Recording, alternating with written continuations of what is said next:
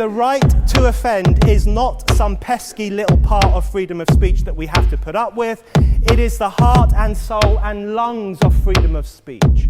It is the coursing lifeblood of human progress. It is the instigator of liberty and modernity and science and understanding. What a laughing stock today's student leaders are, that they can so casually dismiss the right to be offensive without realizing that their lovely, enlightened lives are the gift of individuals who gave offense. Offensiveness is not just something we have to begrudgingly accept. Offensiveness is the motor of human progress. Now broadcasting from the Right to Offend Media Studios in sunny South Florida, bringing you the latest in politics, current events, art, and pop culture. This is the Whitfield Report Live with Sam Whitfield. But giving offense is good. In fact, it's essential.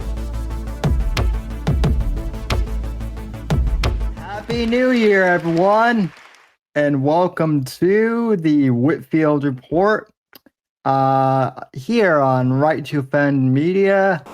I am your host, Sam Whitfield, and a very real round of applause. Great to be back in 2025. Happy New Year. With Mortheous and Max and everyone here at the network, and we appreciate you coming out to help out with the show, and I hope everyone had a great holiday season. And we've got a jam-packed show for you tonight. And we also have some new listeners, hopefully. So if you're not familiar with what Right to Offend Media is, this is our network. But more we actually have a full award show, Sam, planned. I'm not sure you knew that. Oh, we have an award show. Well, that's terrific.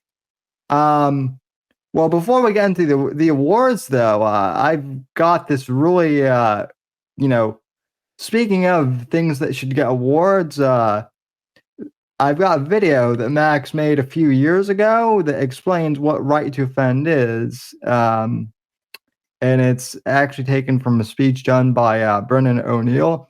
The speech itself is good, but I like Max's better. So if you want to know what Right to Offend Media is all about, this is that. So it's a couple minutes long, but I think it's worth the watch. So let's check it out.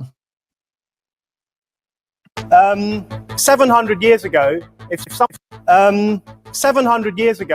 if someone had come to Oxford and stood here and said, "I think everyone should be allowed to read the Bible, even peasants," that person would have been described as offensive. He would have been denounced, shouted at, and eventually no platform. 200 years ago, if someone had come to Oxford and stood here and said, "I don't believe in God," that person would have been described as offensive. He would have been ridiculed, yelled at. 100 years ago, if someone had come to Oxford and stood here and said, "I think a man should be allowed to have sex with another man," that person would have been described as offensive. He would have been booed, hissed at, no platform. So when today's student leaders clamp down on offensive stuff, they're actually carrying on a very long tradition. A tradition whereby the creme de la creme of British society take it upon themselves to police the parameters of acceptable thought and to exclude offensiveness from the academy. Need to say it's not okay. This hate conversation was not their intention. We understand that jokes are jokes, things are things, but at the end of the day, if it's promoting hate and it's promoting discrimination, you are directly a cause of it if you're allowing it to happen and you're not doing anything about it, and that goes for anyone in this country. Throughout history, the church, politicians, universities have always branded certain ideas offensive and have waged war against them. Yet you all come to us young people for hope. How dare you? You have stolen my dreams, my childhood, with your empty words. Today, student leaders do the same. They carry out one of the oldest, foulest forms of intolerance, intolerance of anyone who gives offense. But giving offense is good. In fact, it's essential. Humans have long had the urge to offend against the natural order, the religious order, the moral order, and in the process, they have pushed humanity forward. A person that comes here and has crowds that go further than any eye can see, there's nobody that can see the end of this crowd. That's not somebody that lost an election, and now because of it, our country is being destroyed. In fact, pretty much every leap forward in history, pretty much every freedom we enjoy is a product of individuals having given offense. It costs twice as much to fill my truck up with gas. It costs twice as much to fill my cart up with groceries, milk, bacon, everything's more expensive. You want to add on to your house, that's all more expensive. That's a direct result of Joe Biden messing up the supply chain. Having offended against the orthodoxies of their age.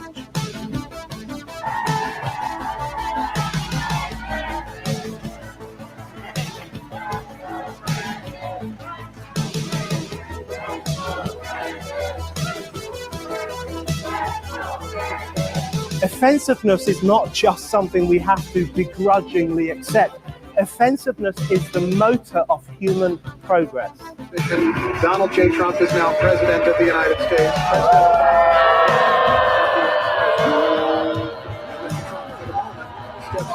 The right to offend is not some pesky little part of freedom of speech that we have to put up with. It is the heart and soul and lungs of freedom of speech. It is the coursing lifeblood of human progress. It is the instigator of liberty and modernity and science and understanding.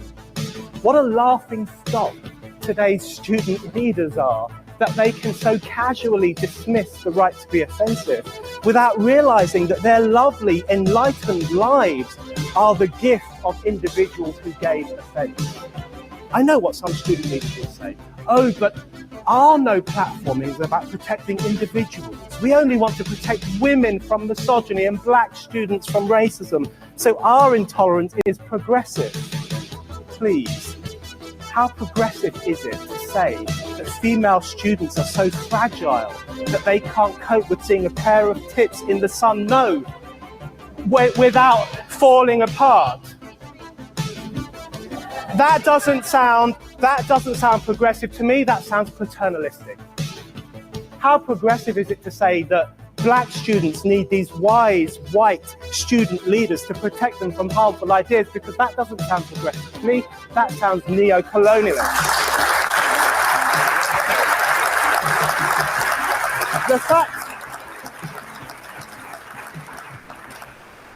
The fact is, today's student leaders aren't protecting individuals, they're protecting an idea. And it is the most mainstream status quo idea of the 21st century, the idea of human vulnerability. The poisonous notion that humans are fragile and therefore our speech and our relations must be monitored and policed. It is this misanthropic, orthodox idea that they promote and which they protect from criticism as surely as priests once ring-fenced their beliefs from ridicule. In this choking climate, we have got to move beyond talking about a right to offend. We have to talk about a duty to offend. Anyone who cares for freedom, anyone who believes that humanity only progresses through being daring and disrespectful now has a duty to rile and stir and outrage, a duty to break out of the new grey conformism, a duty to ridicule the new guardians of decency, a duty to tell them, fuck your orthodoxy.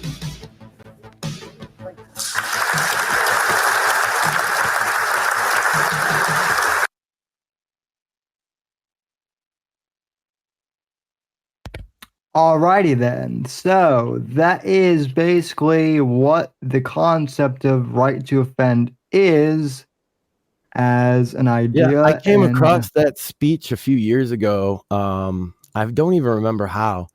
and it just struck a chord with me. You know, I've always been obviously into like art that kind of maybe hits the fringes and different varieties, and you run across censorship real early if you like any kind of edgy art at all, and you start to grow disdainful for it because you're just trying to. It starts non-politically, at least for me it did, Sam. Yeah. You know, and then the politics form on top of that, and it was why I have a healthy distrust of both sides. Is at one point it was the right wing trying to censor the shit that I like, you know. Yeah. But then, as they it wasn't even that long ago. It's in literally the last 20 years. Yeah. Yeah. Good evening, Apex. Happy New Year to you. And good evening, Sammy. Happy New Year to you and all of the RTO Media family, including especially everybody here. Thanks for having me. I know I just kind of popped in unannounced, but you dropped the link in the group chat. You say anybody's welcome. So you bet your ass if I'm free, I'm going to be here. Yeah, we appreciate you showing up, and I love you guys. I hope you had a great Christmas and are off to a good start of a new year. You know, indeed, we're pretty early in. Well, my wife has been feverishly working on an award. I made a joke, Sam. Here, I'll give the setup, and then it's gonna way overperform, I think. So I was drinking a little last night, and I jokingly said we should have an award show, and she was like, yeah, and we joked about some. I don't know. She's writing it all down, and then she's even put like graphics up and stuff.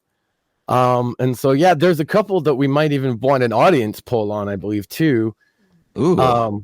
But yeah, there's categories, man.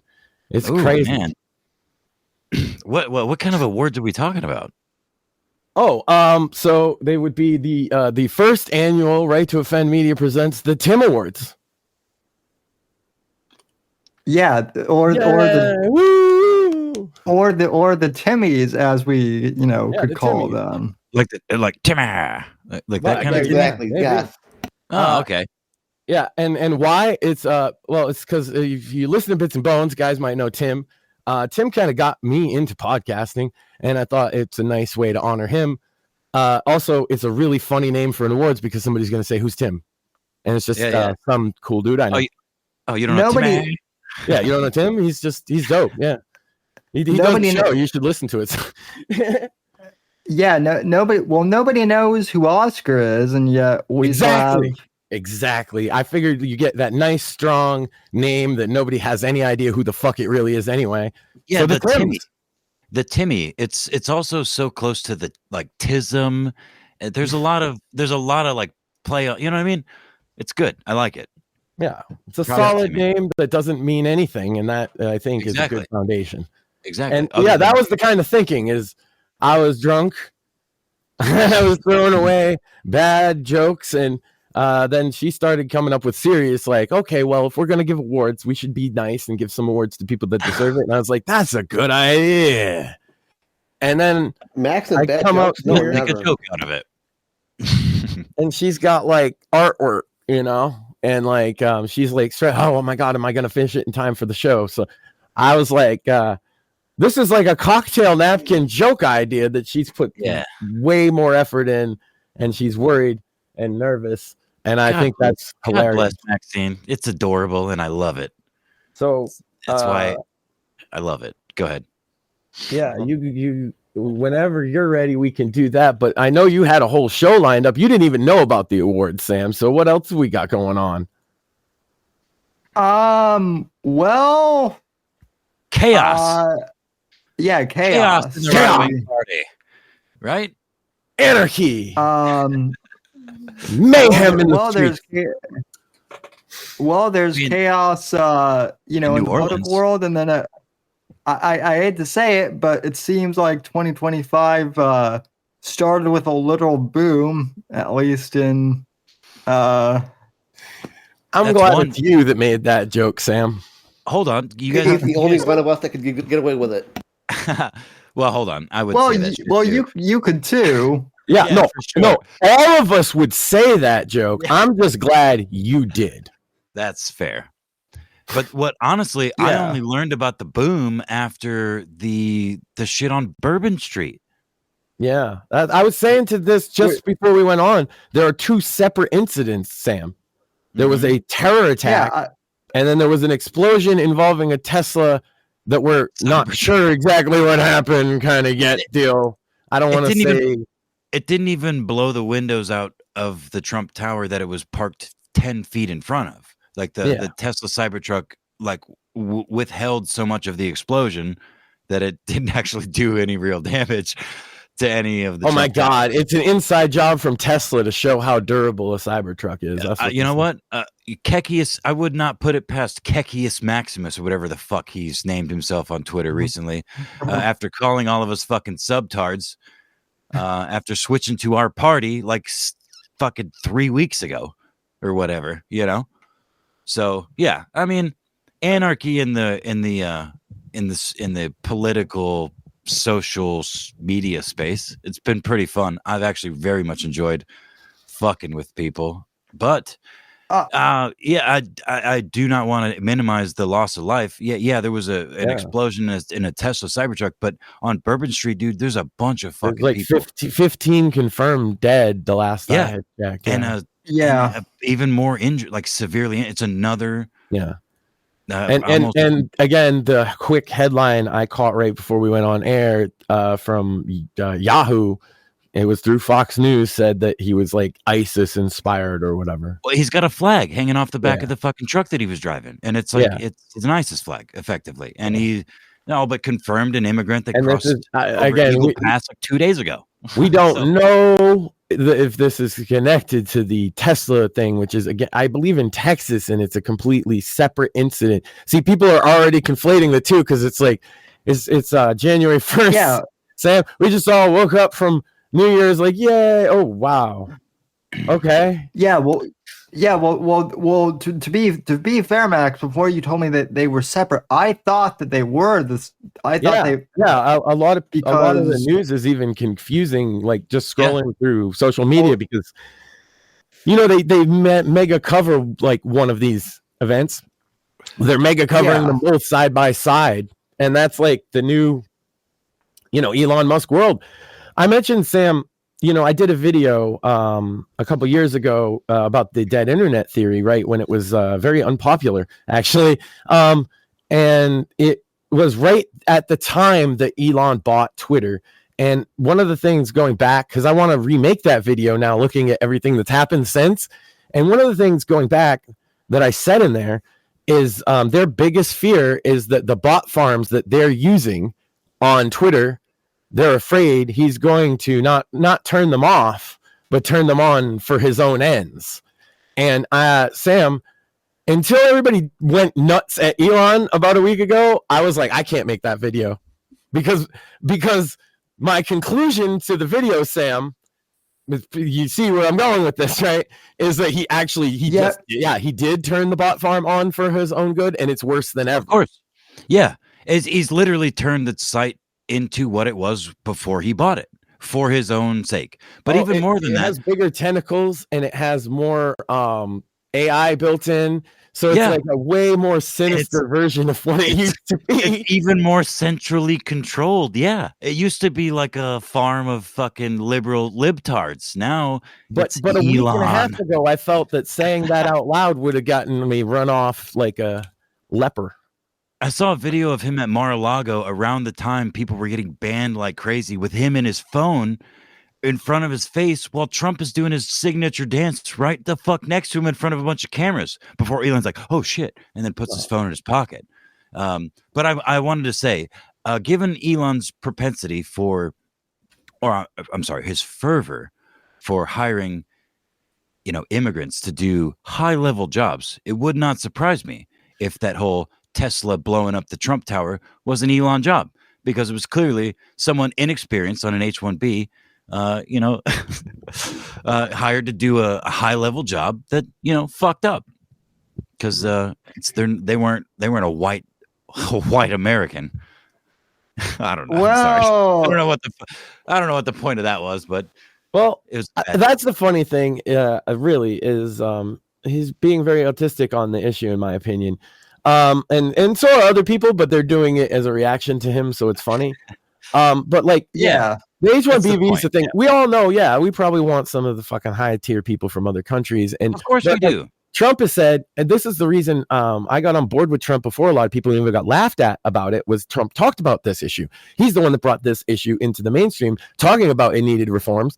And he had an unwilling Congress in 2017 when he took the reins. There was a Republican Congress that had no interest in immigration issues at all, as evidenced by the fact they fought him on the fucking border, they fought him on the wall, they fought him on H-1B visas, they fought him on every step of his immigration was fought, not by the Democrats, Sam, as we know, but by the incumbent Republicans, who then got voted the fuck out because that's what happens. But the problem is they didn't get replaced by people more hardline on immigration. They got replaced by Democrats, thus led to the second half of his term with the Congress now was heavily Democrat. So of course he couldn't get shit done. Right. And then obviously Joe Biden comes in. That's chaos at the border. We all know that. Now that they're coming back in, if he can bring H-1B visa reform to the forefront, I think that's actually a great thing, because otherwise, having the screaming match at each other about H-1B visas is exactly why they've not been reformed for the last 30 fucking years. And that's exactly why you have the chain migration problems you do. This is something I've been speaking on a long time, Sam. The chain, you can look at the Center for Immigration Studies for most of my citation. If I have anything to add, right? If you want to look into anything I'm saying, it's because I've been reading Center for Immigration Studies for about 15 fucking years. And I'm telling you, that was the thing even before Trump, where Ross Perot brought this to my attention even when I was a little nerdy fucking kid, right? And that's why I've been following this line of politics for so long. H-1B visas, yes, we do need reform on them, and we need to get a lot less of them out to a lot of the people that they're getting them. I want to comment on this, but Sammy has clearly wanted to say something for like a whole minute. Go ahead, Sammy. Well, yeah, I mean, Apex, you and I kind of got into a little bit. I just say don't throw the baby out with the bathwater was the last line. Go ahead. Yeah. Well, Apex, you and I kind of got into a little bit of a spat. I mean, I think I really understand Elon's mindset pretty well. I think he's autistic to the point where he mainly thinks. I was going to say no, you don't, and then you said I think he's autistic. Go ahead. I think he's autistic to the point where he and all of the other tech people, they don't consider that the H-1B visas are being abused, right? By people that basically aren't in tech. All of the Elon and Vivek's and the David Sacks, they all work in tech, right. Where a lot of we're all of high level. He's also autistic in the way he handled the criticism, which is where I was saying, like, nobody understands where he's coming from because it doesn't make any sense how hard he dug in either. Right, and to be fair though, I think a lot of that was like hardcore. Like, I don't think he understood either, like how many like hardcore groiper races. Which, by the way, I don't. Time out. Hold on. Go ahead. I don't fucking care about Nick Fuentes and the Groypers getting banned either. After they've tried to maliciously ban them. But I know people that got banned though. Please, I'm not. Me too, actually. I'm not saying that everyone should be banned. That's not what I'm saying at all. What I'm saying though is, like, I think Elon, unfortunately, in his autism, is conflating everybody with the groupers. It's exactly what's happening.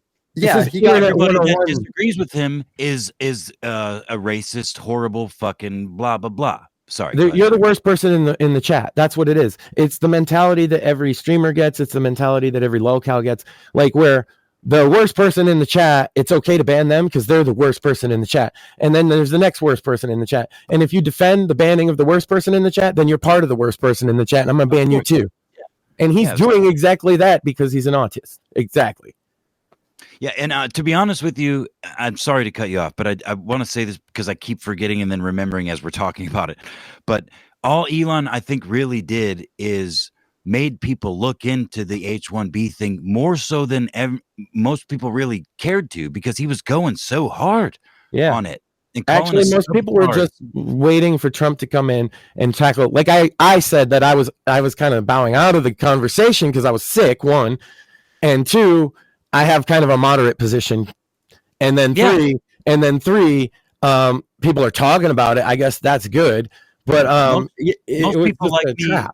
most people like me deferred to someone like his, or maybe not deferred overall, but like sort of sided just generally emotionally with his take, because, you know, quote unquote based the whole Sam Hyde video, which I thought was a real masterclass on comedy and a real take, which he's really good at. But all he really did was force us to look into the H-1Bs and to see how many cashiers and dog walkers and fucking thousands and thousands of people are coming from these countries on these visas.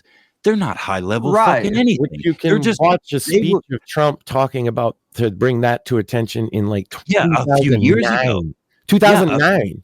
A decade. And also, again, this is like my policy wonk thing on this specific issue, right? Trump has written books long before he ran for president talking about H-1B visas specifically and how they need to be reformed. This has been a long-standing issue for him. So it was amazing to me too that once he entered the conversation and said that, he kind of agrees with him, but like, chill out, Elon, like, what are you doing?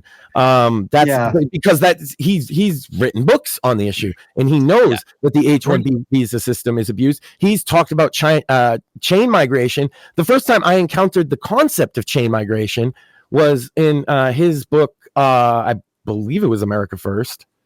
It was in the 2000 era, when he wrote several political books that people haven't read still, of course, and they think he makes up his politics on the fucking fly, and that's just not true.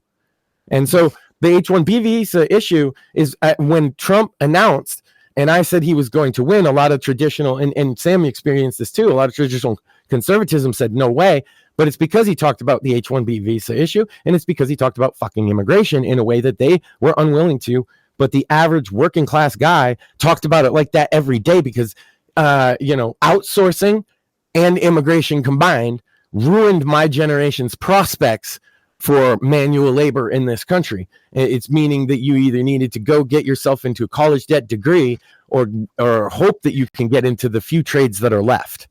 I would say the other thing too, in regards to like H-1Bs for college and STEM too, because Apex, you even brought up, like, why not, offer more STEMs to, native born Americans? And that's a very good point. That's where colleges need to be reformed too, because they're really pushing H-1Bs in the college system for, for foreign exchange students. A lot of them come from China, coincidentally enough.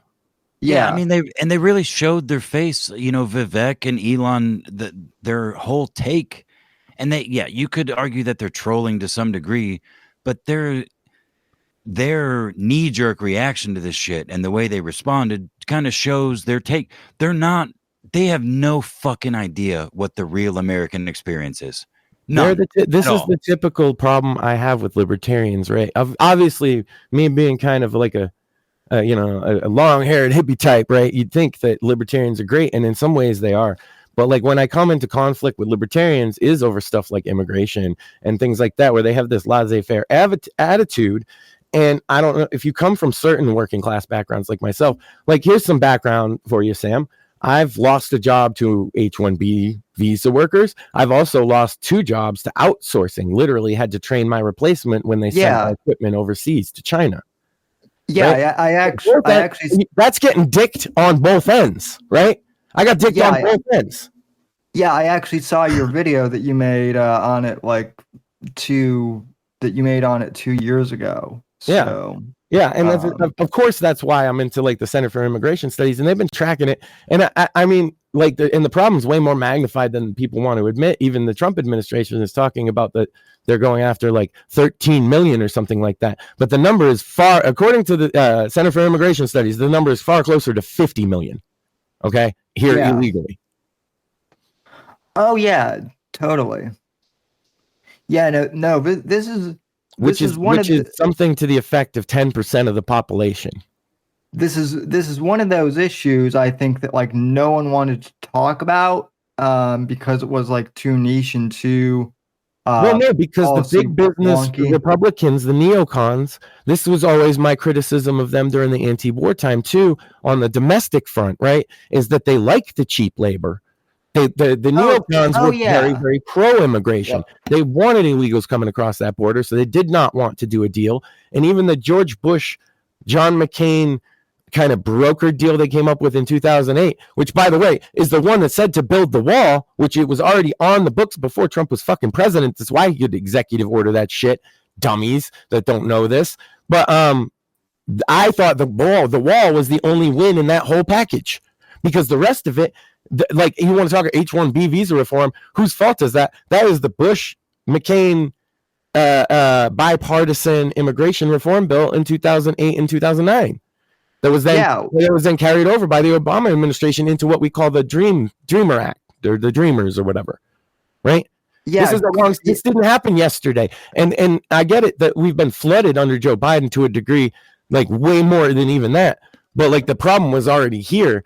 That's why it was even an issue to be discussed. And I think that the scale of it really does escape some people sometimes. And the mainstream media on even the Republican side downplays the scale of illegal immigration. And then they wonder why people are going nuts at Elon about H-1B visas. It's because they feel this impact. And they might not know where the immigrants coming from and whether they're legal or not. But they know that the economic impact and the criminal impact in their communities is real because they feel it every day.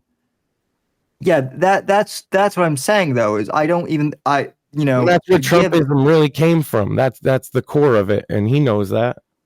Yeah, that's what I'm saying, though. I don't think Elon fully even understood. No, Elon doesn't get that.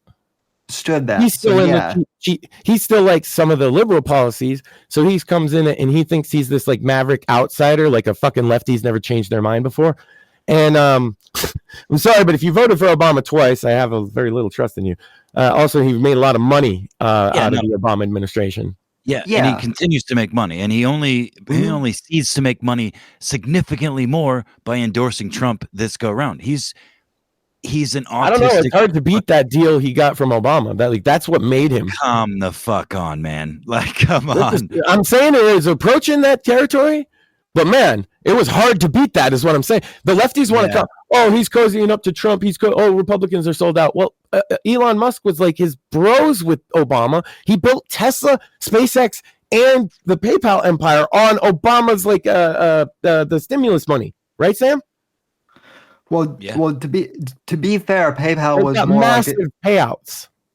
Yeah, to be fair, PayPal was more like in the 90s during the .com, coin. I understand that, but like to the level, like in the 90s, payment processing online was like a thing that nerds did. And from the time of the Obama deals that went to all these Elon Musk owned or operated companies, he went from like fascinating startup to that's the president's pick. They went to the moon. Now, a lot of those companies like Cylinder and stuff, they took that money and they shit their ass with it, right? Elon happens to be the one guy that when he gets the nepotism cast upon him, he's smart enough to take advantage of it, and he's doing that again. I'm glad people saw that early because the cult of Elon was getting a bit sickening. Well, no, it's worse than it's ever been.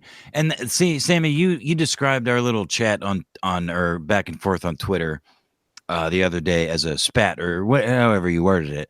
Well, but, kind of like a disagreement a little bit. Maybe. Sure. Let's say that. But you've known me for many years, and I don't even tweet that much. Yeah. When I do, I'm not usually serious. It's usually having fun with whatever the trend is. And I mean, there's a little bit of truth to my stance, but it's mostly just poking the bear and having fun with whatever particular wave.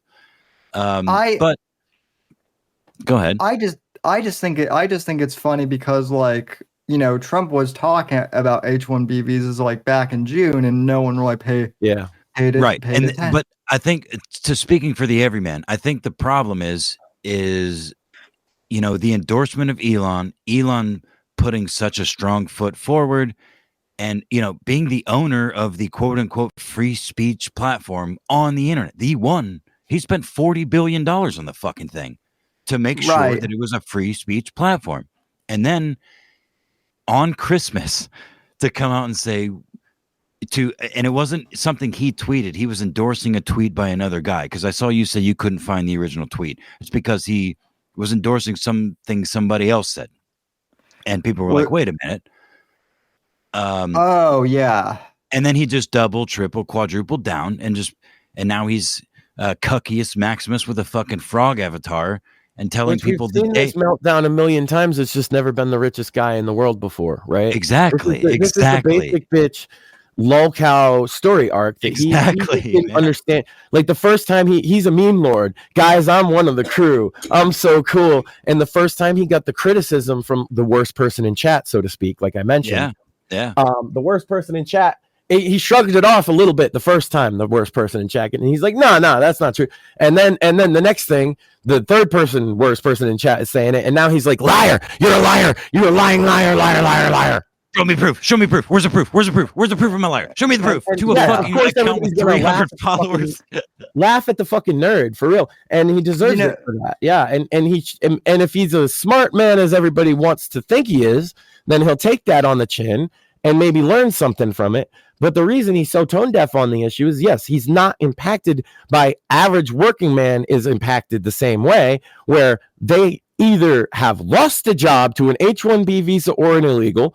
They have had the job they used to have, like myself, outsourced to another country, or they're competing against those people for jobs and losing because those people are more qualified on the H-1B visa, and there's an incentive for the company to hire them in many other regards. Also, with big companies like they don't even have to be qualified, man. I saw a tweet, and I hate to quote it. Well, because a lot of times they fake qualifications as well, but that still means you can't really do that as an American guy. Have you ever filled out an application? I've lied on applications. I've faked my way into a job before, but it's like tougher in the LinkedIn era, is what I mean. It's like waiting tables or running a fucking Walmart or something. You can fake your way into that. And you can fake your way into any of these jobs. All you got to do is word it right. I've seen some of these H-1B like people fake pretending to apply for H-1B. They get caught all the time. Fraud is about, I believe, again, Center for Immigration Studies, it's about 33% of all H-1Bs are premised on some kind of fraud. Sure. Yeah. Man, I don't even remember what I was saying now. Sorry. No, these are all like important, nuanced issues about the topic is the thing. And people don't really have them. And so when Elon comes in and he didn't have a nuance to take it all, he was like, oh, you guys are being racist about these H-1B visas. And it's like, okay, drop the nuke in the room. You just called everybody racist because they're talking about reforms to H-1Bs. That kind of includes like Trump. You idiot. Yeah. What I was saying, hold on real quick. What I was saying was I hate to quote a tweet that I saw by a random person on my feed recently, but it seemed to ring true, at least in my stupid hollow-ish brain, was that 200 years ago, our ancestors saw the cheapest, most skilled, effective labor across the sea, and they brought them here to do their work for them, and we are suffering the consequences of that now, and the billionaire tech class are effectively doing that now to our future generations with this whole H-1B thing. And if we even survive that long, I thought it was kind of poignant because it's sort of the same thing. It is at least comparable, It's not H-1B, and it's ironically enough harming the descendants of the previous one too. Like, this is the thing that a lot of people, Sam, you and I were talking about how I got a lot of very specific things right predicting this election this time around, and one of them was black support. And the black support, it's obvious, bro. They had jobs because they weren't competing against as many illegals when Trump was president. That's it. That's simple. Like, because like this assumption is like the poor black class, like I guess they're criminals or something, but like most of them are working dudes, right? And there's more jobs, there's more potential for you to earn, and you can pull yourself up a little better. And That's for everybody too. Yeah.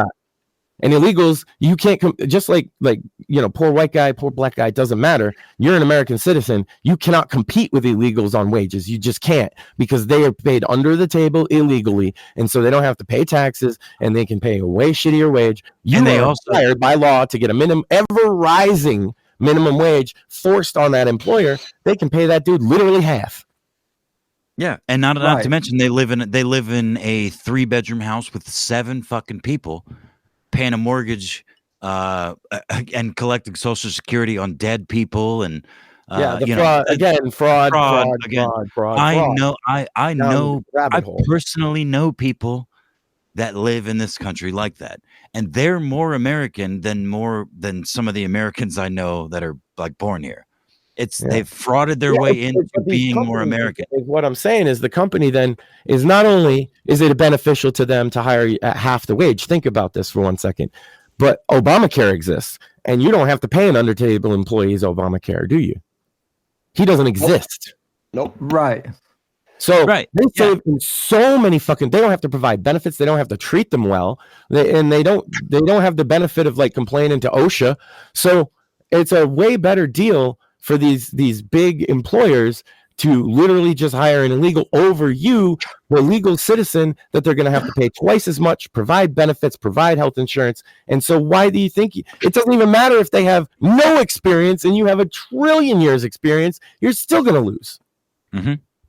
Yeah, because also those H-1Bs lock these foreigners into literal like slave contracts where they... indentured servitude is a very apt term, yes. Yeah, literally.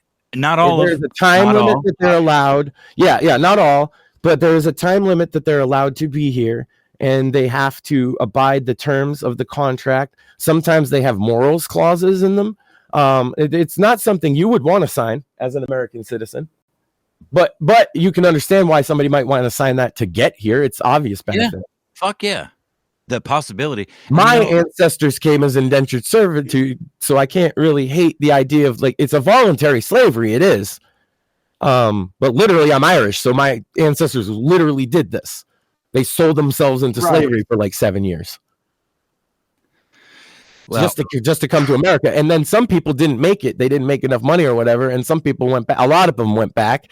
And, it's funny because it's not like we haven't had an immigration problem in this country before. So what did they do when we started getting overcrowded in the late 1700s, early 1800s, and then the 20th century, Sam? We had moratoriums on immigration every big wave.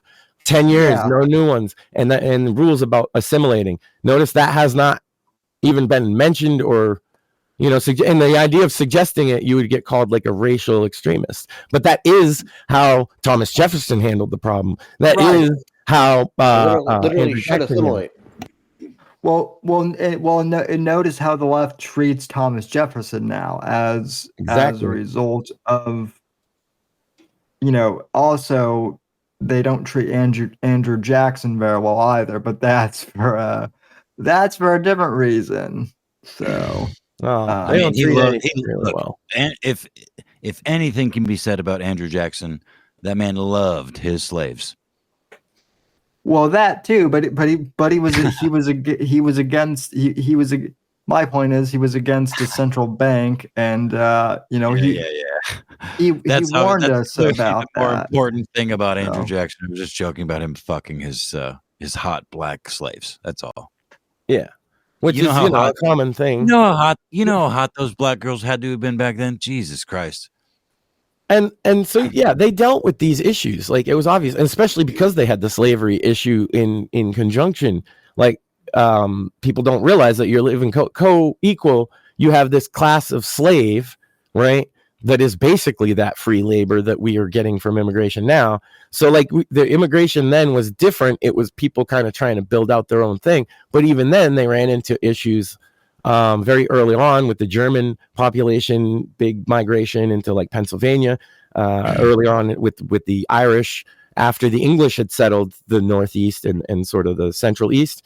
And then the Irish came, well, I mean, the English and the Irish came together, and then the Italians showed up just to make everything fun, right? And you got Indians running wild. And so it was a little different about immigration at that time. There was a lot less settled land. And so what you run into is more of a European style immigration problem now, where there is an open country, especially over here. And so when you're bringing in this new demographic, they must necessarily be displacing someone else because there's just only so much room.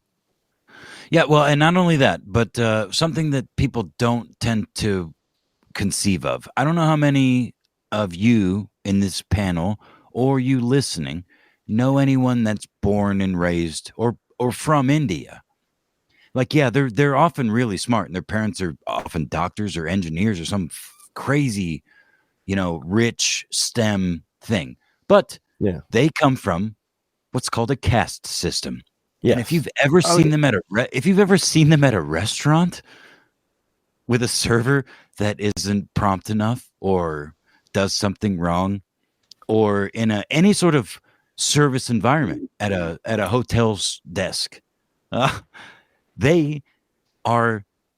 It's I've seen the switch flip in these people where it's anecdotal for me. But it's part of their culture. It's the caste. It's literally the caste system. You go to India, and you will see they have servants, and they treat them like fucking slaves. They have slaves.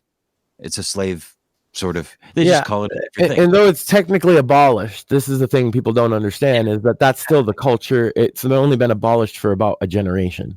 And they come here, with that same sort of mentality, and you watch. One generation means that the people, anyone over like the age of maybe 20, was raised with literal caste slave. So it's also really funny if you've ever been to a hot tourist spot anywhere in the world, Rome, France, America, anywhere, and some Indian dude wants to take a picture with your hot white girlfriend. It's because he wants to use that picture to tell other white people that they're, subverting their culture. It's just, you know what I mean? They want to say that they're dating your girlfriend, and they'll do that all over the internet in various spaces, and they'll, you know what I mean? You can see, it's a phenomenon you'll watch all over the world. It's there. Yeah. There's definitely, I'll say the scam culture is also a huge thing with India that people it's cockroach sort of average normies now run into this. And that's I think where you see some of the sea change in opinion as well, because it used to be they targeted little old dumb ladies with phishing emails, and that's mostly who they caught in their nets. But now they've realized with like the virality of stuff like TikTok how to target even Zoomers. So they're getting a much wider net of realization of all of these, many African scams, but as well the Indian scams, which are literal legal businesses in India set up. They pay taxes, they have health insurance. It's a nice blue collar job, and you go in and your whole job is to get little old ladies to fork over their retirement. My mother was a victim of one of those people. It's sort of what radicalized me to this. It actually led to the death of my little brother because she got scammed out of his money. Industry. It's an industry that is absolutely got the most horrific consequences like that. They don't give They don't give a fuck. Yeah, they don't give a shit. There's no human element to it whatsoever. If you catch them, they'll just start cussing you out and calling you the N-word. Because they do that specifically because they think you're recording, and they know that the N-word is like a magical word in English. That it's on the recording, we don't want that. So they've picked up on, for whatever reason, like as soon as they think the jig is up, to just start screaming the N-word at you. It's kind of hilarious in some cases. One scammer one time was like, I kept him on the line for a minute. I was like, well, you know what? I'm going to send you a subpoena. He's like, how about I send my penis to your mother? Yeah. Like totally misunderstood. It takes very little to provoke that reaction. As soon as they know it's a scam, because they know they can't get anything out of you. You motherfucker. How about I send my penis to your mother? You fucking nig. Sorry. My favorite is I saw one scammer video I saw where this is the other funny thing is they always pretend that they're like IRS agents, and they always starting to like send the police after you. If you don't, Bro, if you don't do what they want. But one of them actually tried to intimidate like an actual cop that way. Yeah, it's so funny. Yeah, not really. And so like the cops started asking like, the scammer like, "Oh, what's your badge number?" And what is that? This is the script I just got handed for the awards. And there's like visuals, so she's gonna join the call. Can you digitize it? Well, yeah. What's? We're not even have to worry about that. I just in over the wire. Just in, folks. Don't fucking worry about it. We got it under control here. Just in, Maxine is coming in hot. Hold on. Good evening, folks. Welcome to the Whitfield Report. Tonight we've got Max with the How the fuck am I supposed to do an intro and read this shit with these stupid fucking glasses on? I was doing it. Man, just to have it on in the beginning to make it funny. God okay, damn it! It's funny. I was doing this comedy, Sam. Comedy. Welcome to the first annual Right to Offend Media Tim Awards. I got a tie. There we go. All right. Hold on, I gotta get in here. Hold on, she says. Hold on. I'm having trouble getting into. So we put together an awards show. Basically, I'm again made some fucking cocktail napkin jokes, and now I'm handed a script. It's in red, a too. 4-page script, apparently, with like fucking red ink. She wrote in red pen, which is like with arrows next to every sentence. Like, what the fuck? Yeah, there's bullet points, Sam. Yeah, they're not even bullet points; they're arrows. You know which one is the main? Sorry for all the spoilers. Anybody who's just what are you doing? No, we can't see. Your camera sucks, man. It's fine. We can't see shit. I'm like having an anxiety. Woo, the Tims. So again, they're named after good friend of the show and co-host of Bits and Bones, Tim. Yay, Tim. And so we're gonna give out some Tims. Whenever she's ready. Oh, I'm sorry. We need. We got applause and everything. Production. We can just clap though. The Tim Awards and. Ah, man, hold on. I don't have sunglasses, but you know what? And my hair's way grayer than that. That's me, right? Is that me? Is that supposed to be? Yeah, I think that's me, Sam, and Mort. I think, right? Yes. Okay. Okay, good. Good. It's way cuter than me. Tim caught. I thought Mort is also grayer than that as well. That's what he asked me to do. Yeah. Well, anyway. Well, hold on. Am I okay? Wait, am I okay to give out some awards now? Max, time out. Pause real quick. Maxine, why does the program you use make Sam look so fucking gay? Why is he so provocative in that image right there? Look at his eyes and his. The program made for like chicks, and she's adapting it to purposes beyond its control. I think. No. Max and Mortheous, they look like tech bros. They're just chilling in the back. That's the gay front. You're that just pulls in. jealous because Sam is beautiful. This is magnetism. Way cuter than me. I'm sorry. Go ahead, Max. Yeah, maybe you're just attracted. Yeah. To him. Maybe I'm just gay. Huh? Rookie of the year. Okay. Is that a confession, Apex? Yeah. Yep. It sure is. Rookie of the year. And this one goes to, I don't see the nominees, but it goes to Penn Welder from the Sandwich Makers. Big shout out. She's very pregnant, very delivering. She, you were just saying you find her very entertaining, Sam. We love you, Penn. I do. I would love to have Penn on the Monday show because, as I understand it, she writes fiction, and like I know she writes fan fiction, but like I'm not really familiar with the fanfic world as much as I am with the traditional novel world. So that would be an interesting conversation to have. But yeah, she's done a great job, and I think she deserves Rookie of the Year. Yeah. So again, big shout out again. She's also very pregnant. So producer of the year. Okay, and this one is actually got quite a few, and one interestingly that shouldn't be on here. So Mort is nominated on behalf of Bits and Bones. Ooh. I'm nominated, and I don't know why because I don't produce anything, Sam. I guess the original run of the Sandwich Makers. I've been not doing it since then. Sam Whitfield of the Sam Whitfield Report, because you produced this show, and Maxine of the Sandwich Makers, and it goes to Maxine of the Sandwich Makers. Yay! Hell yeah! Better luck next time, Sammy. Yeah, you suck, Sam. That happens. And actually, one of the quick note awards is the Max's Wife Award goes to Maxine. Oh, well, that's not fair. Hold on. This shit's rigged, man. I don't even believe the results anymore.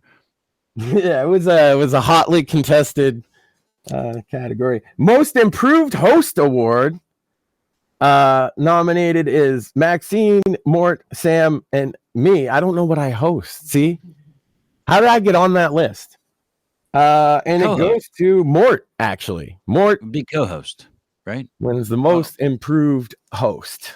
Oh, okay, I see. Hell yeah. Congrats, Mort.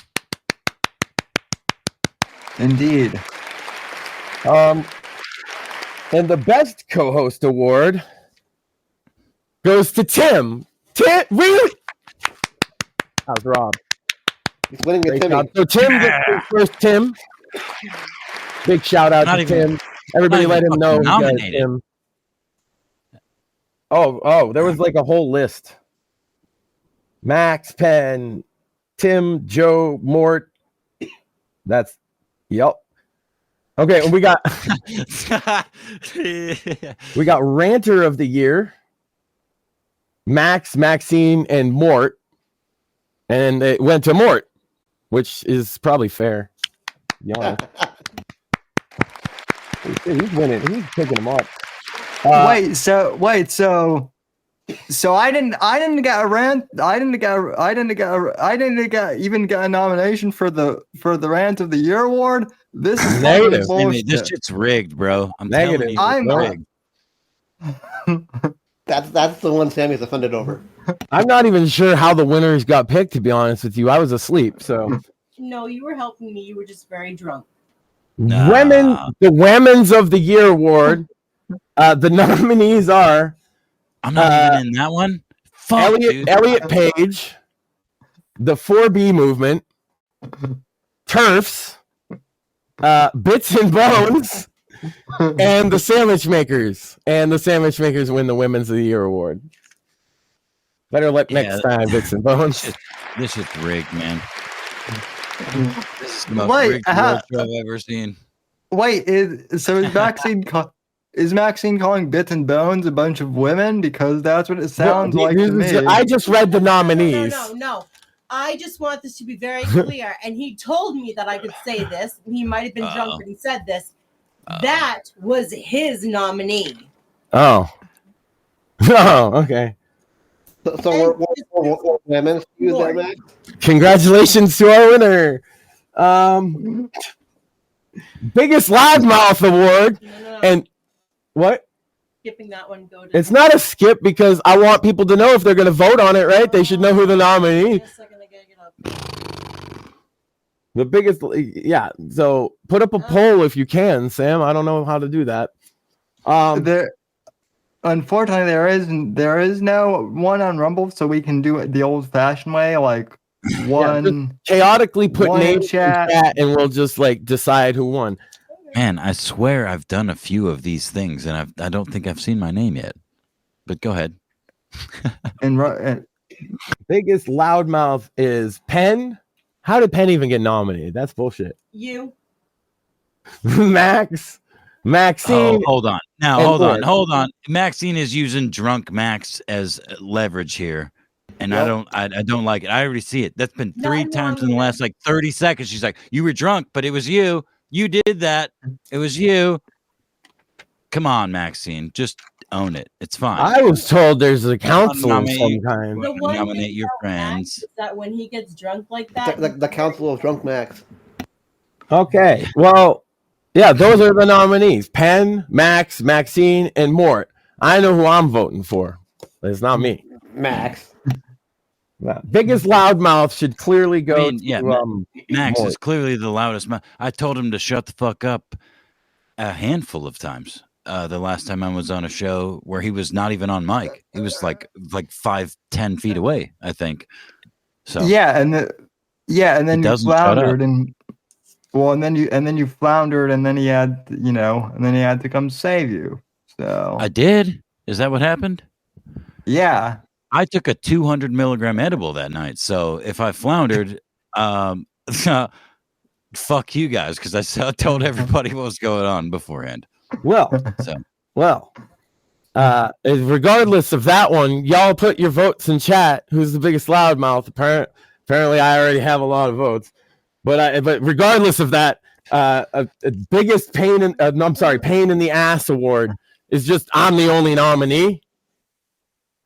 Hold on. I'm starting to think this shit's rigged too, Sam. Yeah, not only is it rigged, there are a few other names that like should be on the list. I think at least. You know what's fucked up is Sammy's not even the one that's been saying it's rigged. It's been me. So what the fuck is going on here? What the fuck? I think Apex should at the very least be on the No, fuck you guys. I get it. It's fine. It's fine. I understand. Most creative bastard. I'm the bastard stepchild. Penn wins. Actually, Penn, Sam, and Maxine were nominated, and Sam has won the most creative. So you get a Tim. Is that your first Tim, Sam? Yeah. Sam got a Tim. Hooray! Look, it's not rigged. And most charming award, Mort, Sam, Penn, and Jasper, which I believe is the ghost from her fucking show. Oh yeah, the Jasper ghost. Which, by the way, Jasper wins. Of course, he's cute as shit. What? Everybody loves Jasper. Yeah. I vote Sam, just for the record. No. Sam can get a little abrasive and creepy sometimes. He's just a little too crippled sometimes. You know what I mean? The Boston Award, which is awarded to Maxine. I love you, Sammy. I'm sorry. I don't know what the fuck I'm saying. No, it's good. She does deserve the Boston Award. She got the Boston Award.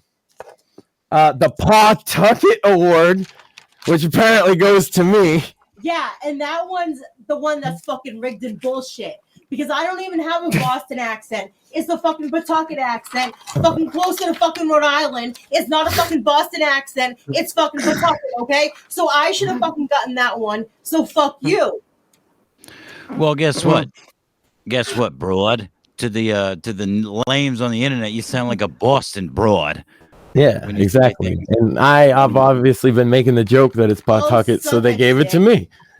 It makes sense. I'll take that. You know what? Pawtucket.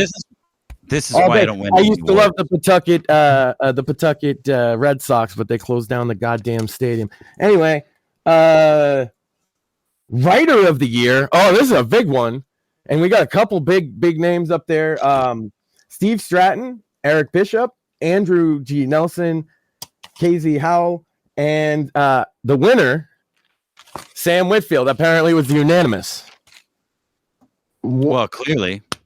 Whoa, really? Yeah, I was a tough. Obviously, you've been writing your ass off, boy. I don't know. It says it right here. So I'm just reading the script, Sam. I don't know. It says it right here. That was good. I like that. Biggest Grifter Award. Nominations. There's a lot here. The Hawk Tour Girl. Boogie 2988. Mr. Beast. And Johnny Fox. If it's not Hawk 2, I leave. It goes with Mr. Beast. Apparently, close.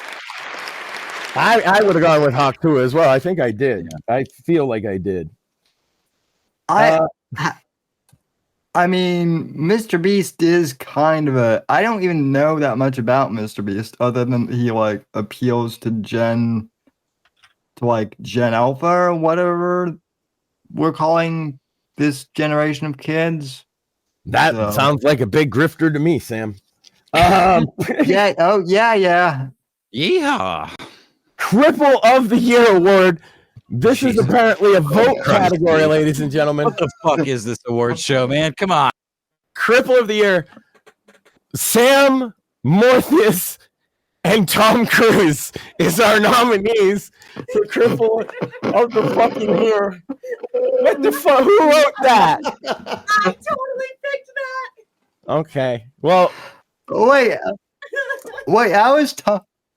How is Tom Cruise like even on the list though? Like, so short. Because he's short. So short. Okay, he's cripplingly short. Yes. Of course. Okay, so there you have it, ladies and gentlemen. You put your votes in for Cripple of the Year between our beloved host Sam Whitfield, our beloved co-host Mortheous, or Hollywood legend and maniac Tom Cruise because he's very short. Well, I've seen Sam can determine the outcome. I've personally seen Sam in his, Avatar style, like, mech suit with a knife, like a knife he can pull out of his hip. It's like, it's really unnecessary, but it's cool. Yeah. He's way taller than Tom Cruise. So. My God, there's pages. I just realized there's pages and pages more to go. You flipped them at the beginning. I told you there's 4 pages of that shit. Okay, Reddit. I'm gonna breeze through now. Redditor go. Year Award nominations are Penn, Mort, Maxine, and our winner is Penn. Penn's like cleaning house. Video Game of the Year Award. Black Ops 6. I think I just gave that one, Sam. Yep. I think I just gave that one. I mean that was the only good game that came out this year. So I had fun with it. I'm sorry, but I haven't played it yet. But Helldivers 2 appears. That was last year, though. To be fair, we're in 2020. Did Black Ops come out today? Black Ops came out in November of 20. So Helldivers came out in 2023. No, it came out in 2024, didn't it? No. Pretty sure. Sorry. Anyway, go ahead. It might have came out in fiscal year 2024, technically, but it came out last. I say Black Ops just because I was drunk and I was like, yeah, fucking Black Ops, next category. And now we're talking about it. Yeah, I did that so that we would move on quicker. So she would stop asking me questions, and here I am lingering it out just to now drive her crazy on the back end. Anyway, movie February of the 8th, year. 2024. Sorry, continue.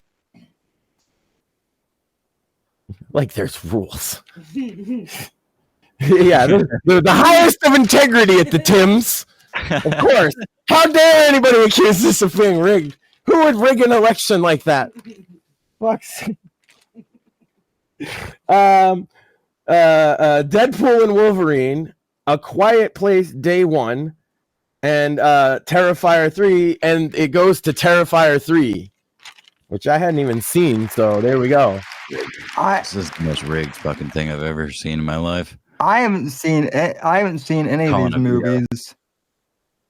TV show of the year. I didn't even know that was a category. A Good Girl's Guide to Murder. What the fuck is that? Is that real? Okay. Does that mean I should be afraid? Arcane season 2. No. Bridgerton season 3. And Cobra Kai season finally. Final season. There we go. And the winner is Cobra Kai season finally. Yay. And with that, Sam, on to page 2. I always wanted to throw a paper like that dramatically, Sam. At least I got that out of this. These are some top tier awards, Sam. And we're very big congratulations to all the winners. I'm sure your statues will be there soon. I don't know what they look like. Maybe Sam in that pose. The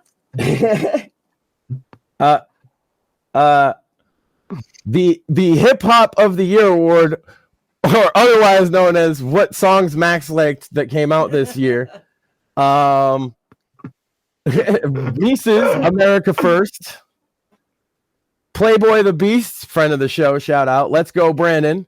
Tom McDonald, You Missed. And Chris Webby, Bag on My Bullshit.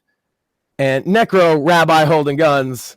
And it went to Chris Webby, Back on My Bullshit.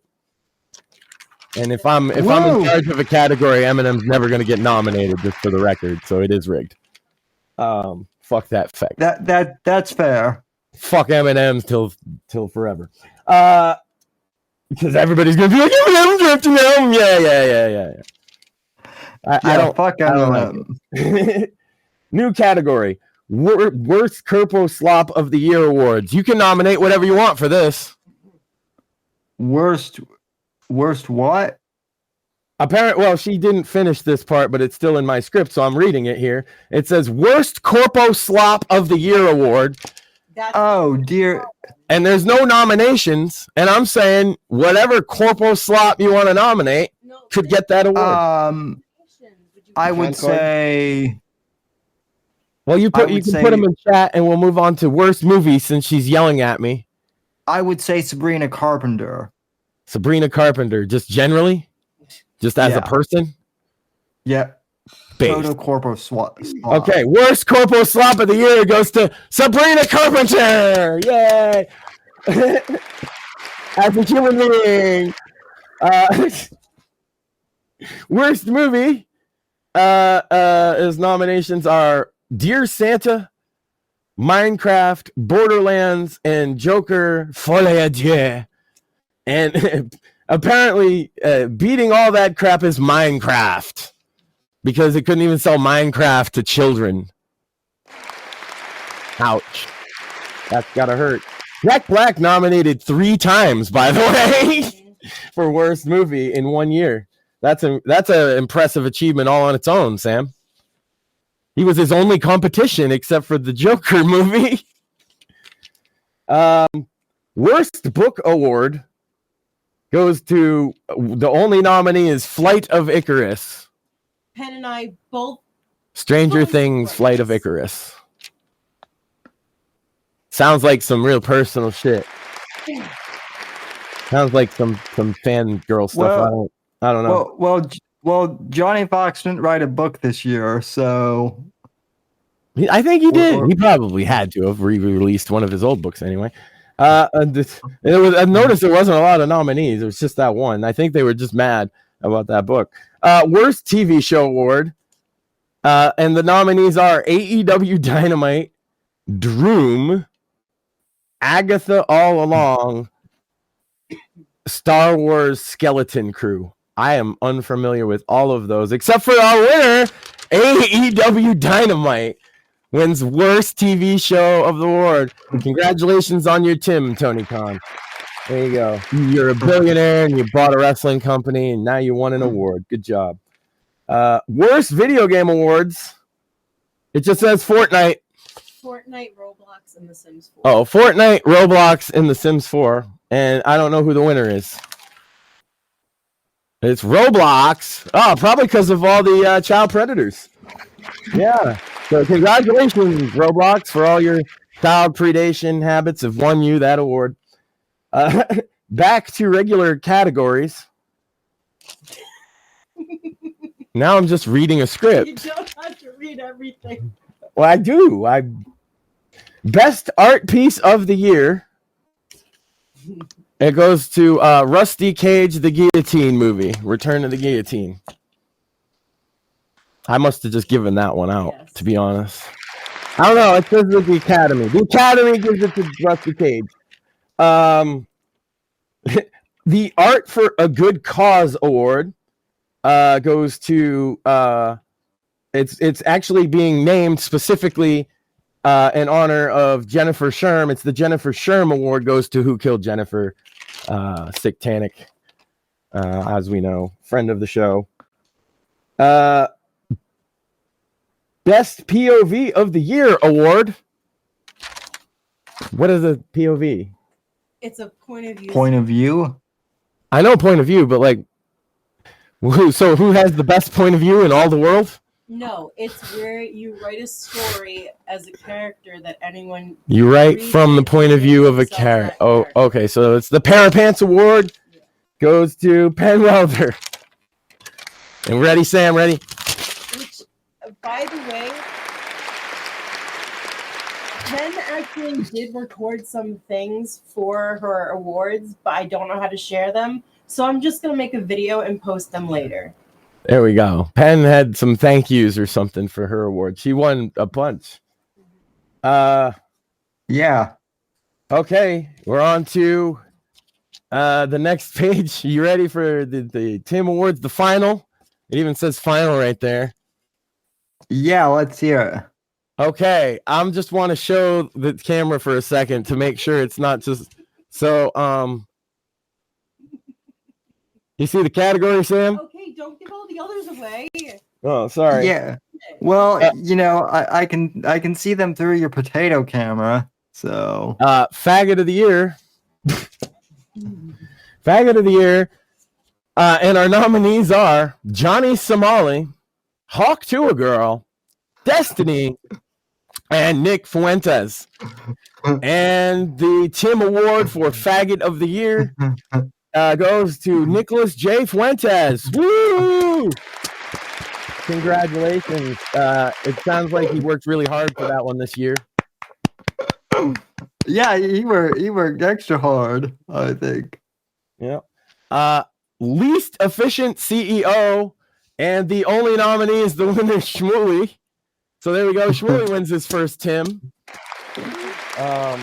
Great job, or lack thereof. Defining Moment of the Year award. Trump wins presidential election is the only nomination. Well, I would have nominated the assassination attempt, but I still think the win was, yeah. Yeah. Oh, the votes. Well, I don't know. What were the votes ones? Now I ripped up the script, though. Hold on. Yeah, I need to look back. You mean I need to cross-reference previous pages of the script? Yeah, can't work like this, Sam. Let's do biggest loudmouth first. Biggest loudmouth. It's the biggest one. Yeah, biggest.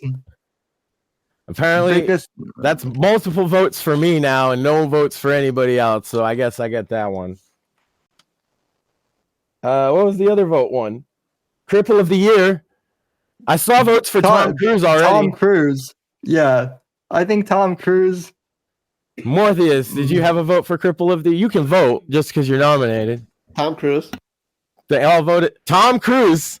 Tom Cruise wins Cripple of the Year. Ladies and gentlemen, Tom Cruise. I think you were robbed, Sam. Well, I can't believe that Tom Cruise is more crippled than Mortheous and I. That's amazing. Wow, what an upset victory. Congratulations. Hollywood. Was there other vote ones? That was it. Okay, so I'm the loudmouth and Tom Cruise is a cripple. Oh, what about Faggot of the Year went to Nick? No, there was no vote. It was up unanimous. It was Nick Fuentes got Faggot of the Year. Okay, so final page, Sam. And this is going to be actually the big award of the night. This is the Sam Whitfield Award for a lifetime of excellence and achievement. And it's going to be known as the Sammy. And, of course, it goes to Sam Whitfield. How? So I won. I won the first Sammy, and it's my award. Yes. That way, that's- next year, if I give it to you, we could call you the 2-time Sammy Award winning. Okay. Yeah, I'll accept it. Thank you. Thank you. Yes, well, it's for all of your work on your show for such a long time, and that you don't get enough credit for it. So why not give you an award for that? Because nobody else seems to really be giving out. And since we're giving out participation trophies, there's no actual I mean, the trophies will be there. Don't worry about it. You'll get them eventually. Just well, thank you. they're coming first class. Yeah. Well, thank you. So apparently they look like a accept... star or whatever she put there. Hey, I'll take a star. I am a star. Her trophies literally are gold stars. That's amazing. I just got that. And it's actually upside down like a jackal. You get a gold star. You get a gold star. Everybody gets a good. I even won the loudmouth. It's like the only thing I won. No, you got pain in the ass. Oh, and I got pain in the ass. Yes, let's not forget. And Pawtucket. And Pawtucket. Yes, I got the Pawtucket. Well, I'll take that. Boston. So what else we got, Sam? As far as the show goes, or as far as awards go. Oh, we have any late awards? Yeah, those were just. I mean, I just ran a 3-page script. We did have Doctor of the Year, but I wasn't able to get anything ready for it. But it went. Oh, Doctor of the Year goes to our good friend Dr. Craig.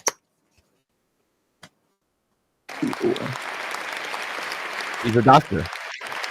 He is. Mm-hmm.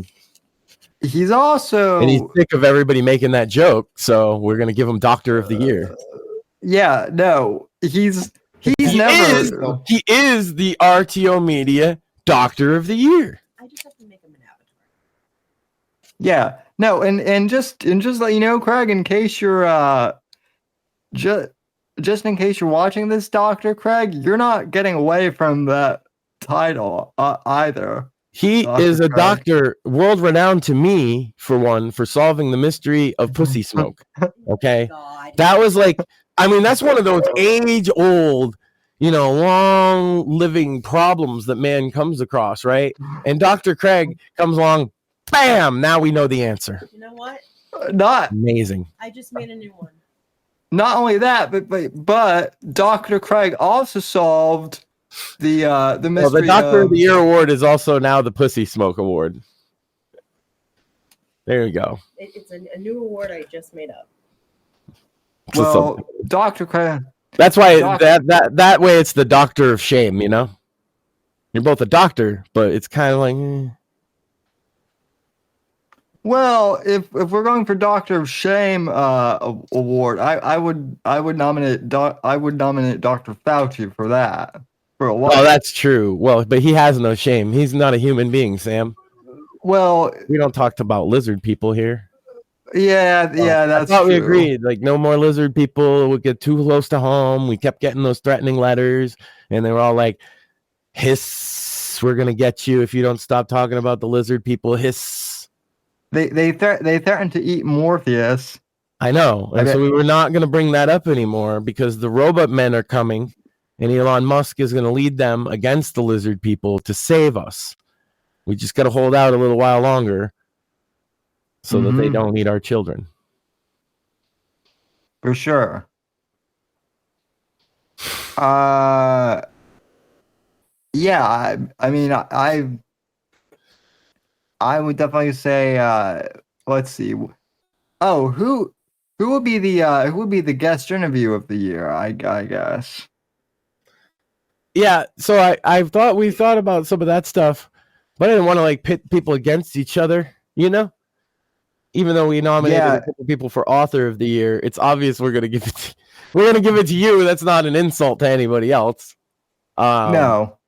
But then we were thinking about the book of the year stuff, and it would be kind of like one-sided to just give you everything over other people who do a great job. So we kind of didn't want to go that route, if that makes sense.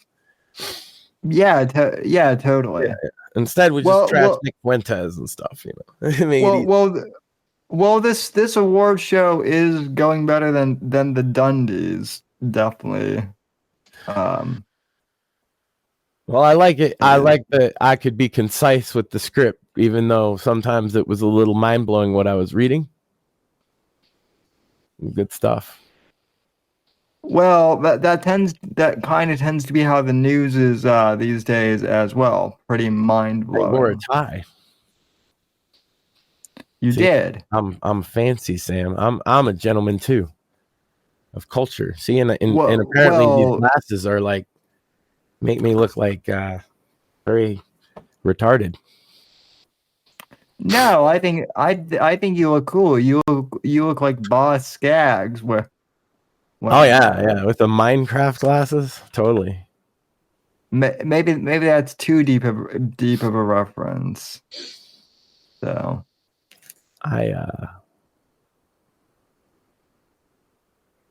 So that was the Tim Awards. We could probably end up clipping out and giving out some awards throughout the week, I guess. If anybody wants their award pictures, I'll send them to them. Oh, and she'll send you the picture of your award. There you go. That the trophies are on the way, but the picture you can get real easily. I would love that.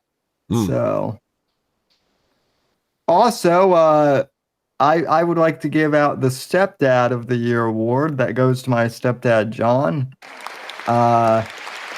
Shout out to him for being a great stepdad, and also for getting me this really cool MAGA hat for Christmas. Well, hold on, Sam. Was there any other nominees? No, it's cute. I'm just fucking with you. I hope not. Yeah, it's like somebody else was like, "Hey, man, my stepdad is a fucking saint." Okay, that's not gonna be me. Don't worry. I don't have a stepdad. Yeah. I don't have a dad, Sam. Merry Christmas. Well, Happy New Year. Well, you've got Jesus. Become dad. I need a T-shirt now. We gotta sell T-shirts, Sam, that say Jesus is your dad. I like that. Sounds like some really bad, like you know how they had that era where all the Christian metal went new metal. You know, like, Jesus. Oh yeah. Yeah. Yeah. Am I an asshole for saying that like most Christian rock is bad? No. It's the thing is these we've mentioned this, right? The Christian rock is a thing where they make all their music about that because they're usually making art to fit a scene, right? Right. The political people do this too, where they shoehorn their politics in hard, and it gets rejected by people that like that kind of thing most of the time, right? And it's because it's not genuine.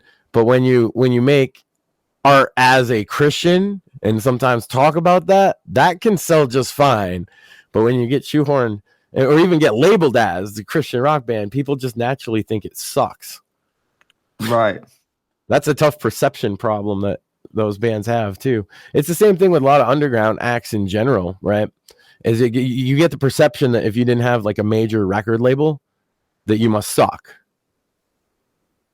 There's a reason I don't think Eminem's the greatest rapper of all time is because I've listened to more than 5 records in my life, you know?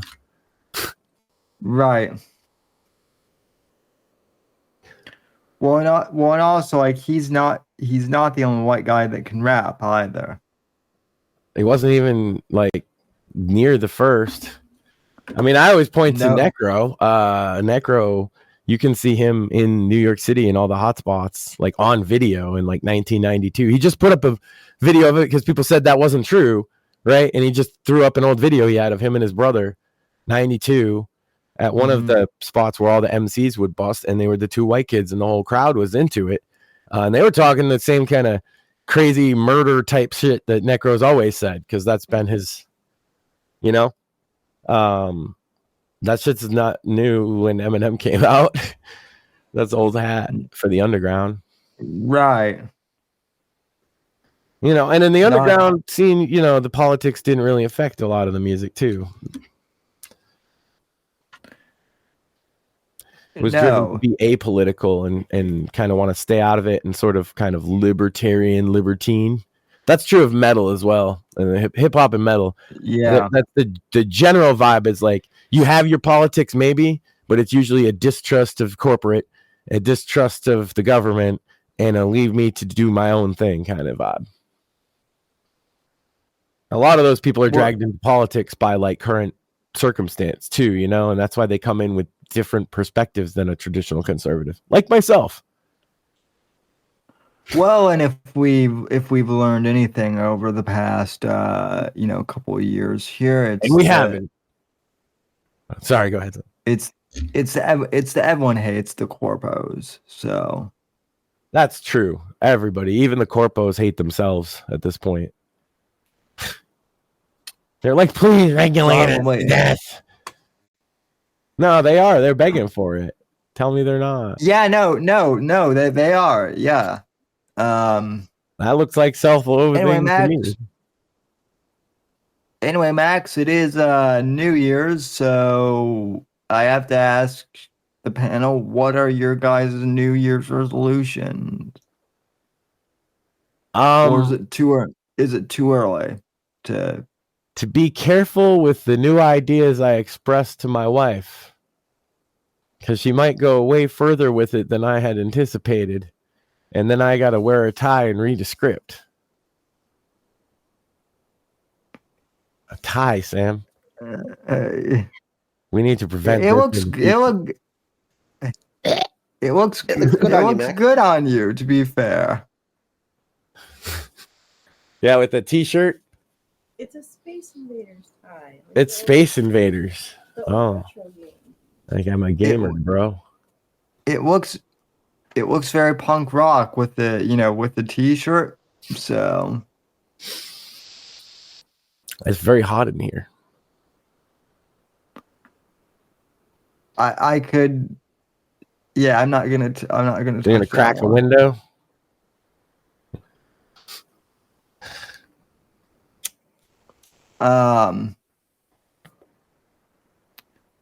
So what else we got? That was me. Yeah, no more dumb ideas. That's my resolution. I already broke it. And that'll fail on day 2. No, it's too late. I already did it. So my New Year's resolution is to help grow RTO Media. Oh, that's a better one, man. And put out more books. So yeah, those are my 2 New Year's resolutions. You're not gonna streak the World Series or anything exciting like that? Nah. Nobody wants to see Cripple Dick. That's why you do it. That's why you streak the World Series, is so they have to. So never mind. Nobody wants to see me do it either. But that's the point.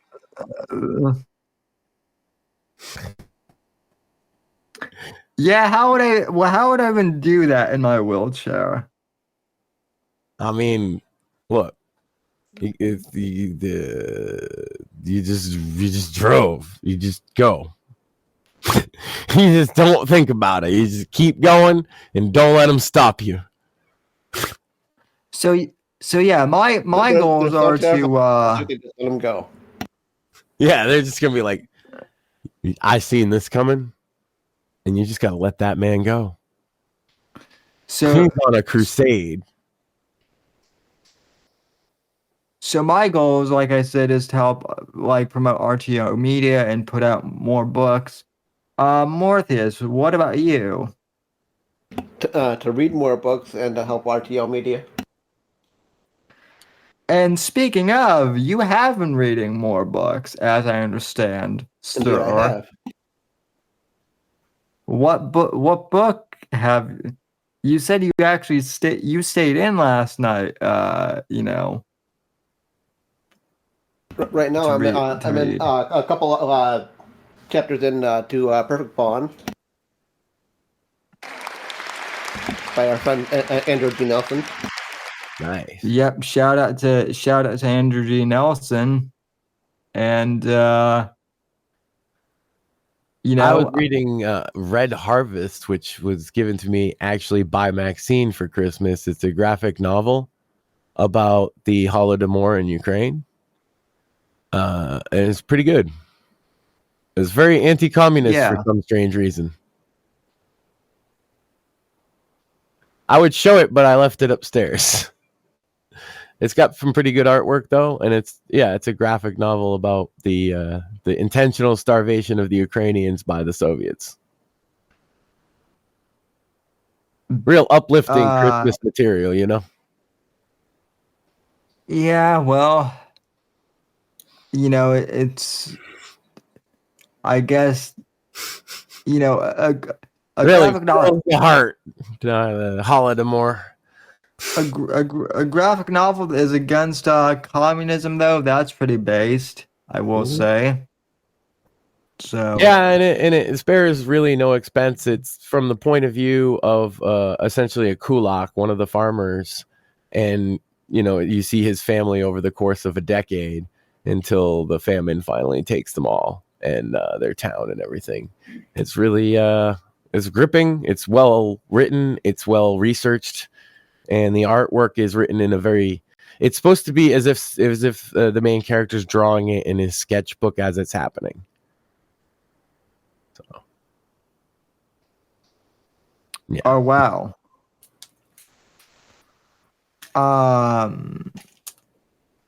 Speaking of graphic novels, I guess the guy who did Mouse is going to do a graphic novel on Palestine or something like that. I don't know. I don't know. This one, she just saw it and she thought of me, and it was just happened to be spot on. I don't. Actually, at Fan Expo. Yeah, she saw it at Fan Expo. And told him about all of his books, and that was the one that I knew you would like. So well, it was pretty. It's pretty good. Yeah. Well, communism sucks, and fuck commies. What better for Christmas than a reminder of how horrible communism is? Punch a commie? Question mark. There's no question mark. Punch. You know what the Ramones said? Kill a commie for my man. Kill a commie today. And then some right wingers get mad because the next verse is kill a Nazi for Nancy. Kill a Nazi. Yeah. Fuck them both. I was telling you, Sam, I used to fight both groups of them weirdos outside of fucking hardcore shows because they couldn't let anybody not be political. It's the same shit now. That's why it's so weird to think about. It's all the skinheads fighting is exactly what I see nowadays. It's everybody gets puritanically for their side, and if you happen to be normal, you're just looking at it and what the fuck is good? I just like music, dog. Well, ladies and gentlemen, let me get up close to the mic here. Uh-oh. Here's the dirty truth, if you want to know it. Communism and Nazism are kind of the inverse of each other. Two sides of the same shitty coin. Well, yeah. Socialism, fascism, it's all the same. Yeah, I'm not so sure why I had to lean into the mic to do that, but I it. It was cooler in my mind. I guess. No, it was great. Now, especially your second guessing of it is what makes it really sells it. I like that. That's how we do it on the Whitfield Report. So, yep. So we've got wait till next year's Tim Awards. I'm sure we'll have more. It won't be prepared in 5 minutes. I say that, and she spent all day doing it. No. She's bringing up these pictures. I'm like, are you serious right now? No, she did a good job. Really earned that Producer of the Year award that she gave herself, huh? No, you gave that to me. She deserves it, and yeah, she deserves it. She should. I know. Well, yeah. Would. That's why Stam's stepping up his production over here. Now he's got a studio audience. You heard about this? You seen this? He gives himself rounds of applause. It's amazing. I would say that Maxine should try Grok too, or whatever it's called for image generation. I did that with the Santa Claus for the Christmas episode. She did with the Santa Claus. That is true. So, also, I liked the Happy New Year's video that you posted to X. Yeah, that was pretty awesome. Oh, thank you. Aww. Yes. So the awards was like way more than I had thought. Even when I was saying it, she's coming up with the. I do have 2 more that I'm trying to. So, yeah, you got more, huh? The show's over. Right. The show's over. Well, that part is. Still making them. Okay, you make your extra awards. Apparently, there's gonna be extra awards exclusively on X.com. Cool. So Morton gave out his New Year's resolution. I think you gave out yours. Yep. I gave out mine. Maxine yeah. What about Maxine's New Year's? Well, she left.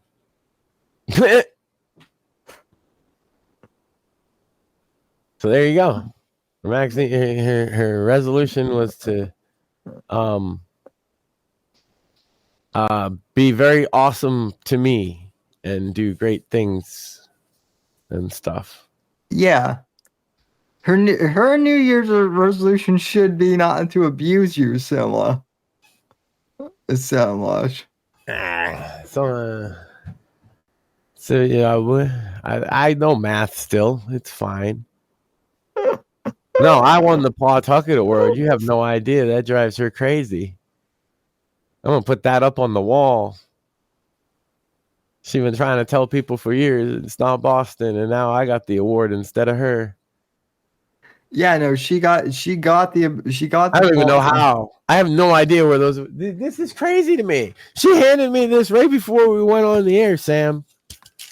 3 pages in red ink. I know. Fucking bullet points. She's like, okay, this is the script. Here's your tie. Here's your glasses. I'm like, what tie? I said we give out fake awards, and then I got that.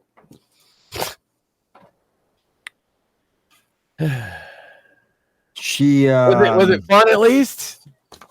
Did you like your awards? Oh, it was fun. Like I said, I am honored to I'm honored to win the first Sammy Award. You also got Writer of the Year. Yeah, so now I can say the show is the award-winning Whitfield Report. So. And there it is. You see, now we have a way to make ourselves award-winning because they don't want to let us be award-winning. Well, then we're just gonna make up our own stupid awards because these are every bit as valid as a goddamn like a fucking Fox News award or whatever. Fucking Oscar bullshit. Exactly. The Gamer Awards. Yeah, we've got the Tims. It sounds more respectable, Sam, than the Gamer Awards. Oh, fuck yeah. It does. Gamer Awards sounds like you're about to be like the target of like racial discrimination. Actually, yeah. Speaking of awards, there, Max, you'll appreciate this one especially. Back in 2010, 2011. you've got a bunch of music students talking about the Grammys that just happened, and motherfucking Arcade Fire wins the Grammy, and we're people literally in college for music who've never heard of the person that just won an award. She's gonna be mad that she walked away when she was working on the award thing for Craig, and he came in. That's gonna be hilarious when she gets back. That's hilarious. Sorry. Yeah, we gave him Doctor of the Year and also the Pussy Smoke Award. And she's working on like a artwork, and I made her. She had to go take care of the boy.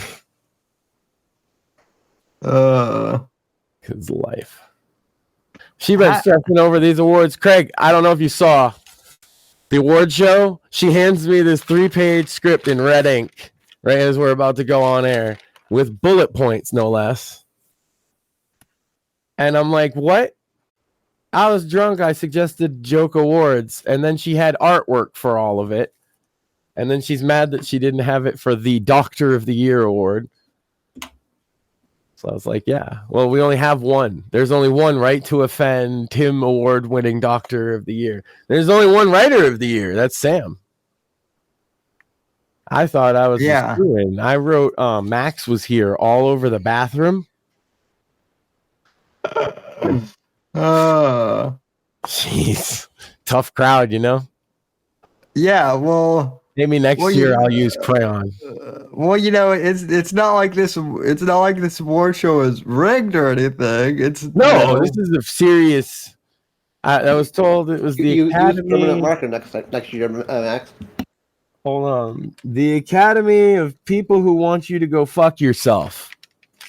Yeah, decided all the awards. I did not write that. You just made that up. No, it says it right here on page. Made that up. Here's the Sue. Fucking made that up. But yeah, so by the way, Maxine, Craig is here, so he did win Doctor of the Year. See, he just became a doctor. Yeah, he just became a doctor. He just became a doctor, and he's already winning awards. That's right. Of course. You know. He worked hard. He deserves. He solved the mystery of pussy smoke. That deserves an award. Okay. For years, men have wondered. That deserves like. That deserves like one of those like scientific achievement awards. Honestly, it's a stunning discovery. Never mind.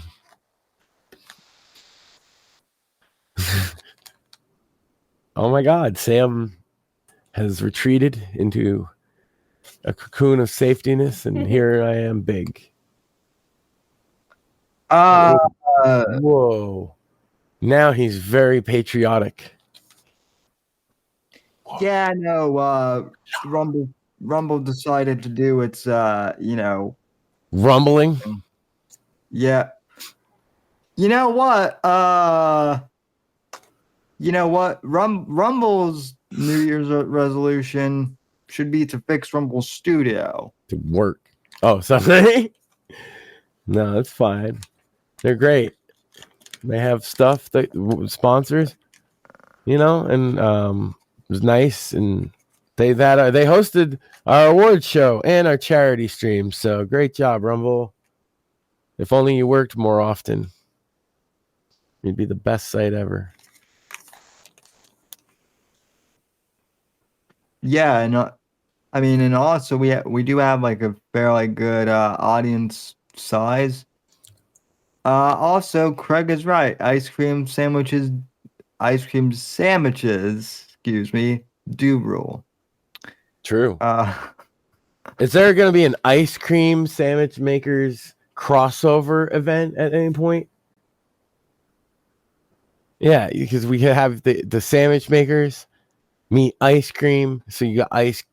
Never mind.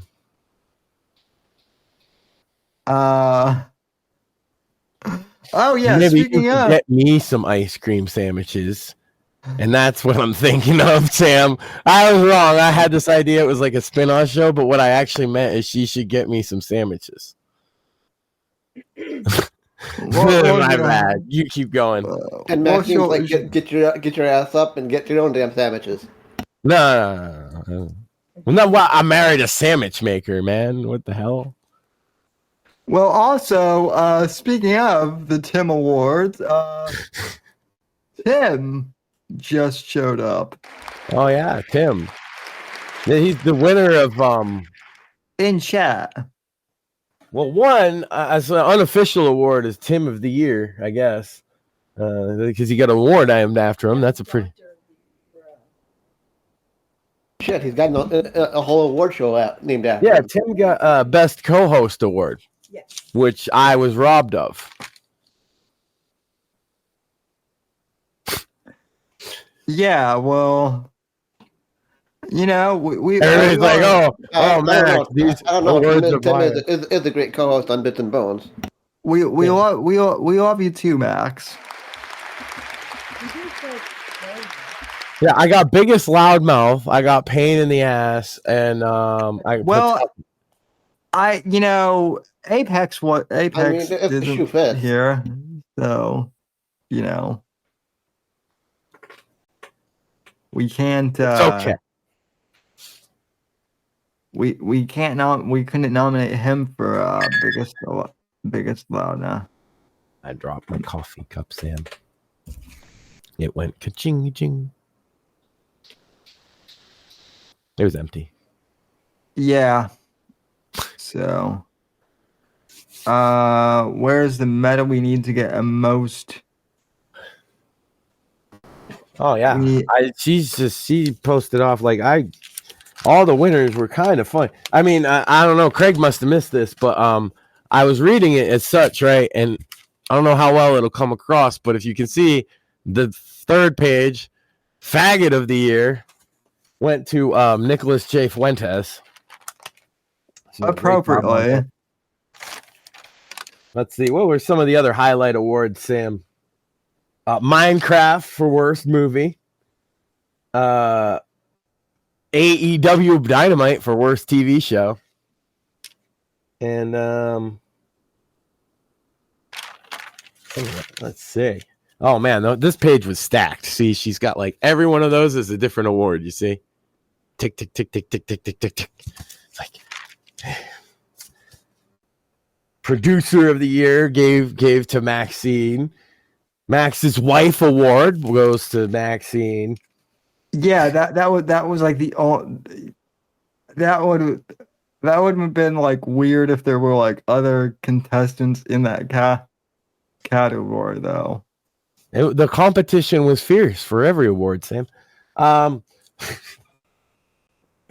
Women's of the Year award, which I love. We go over the nominations one more time for that one because I love it. Was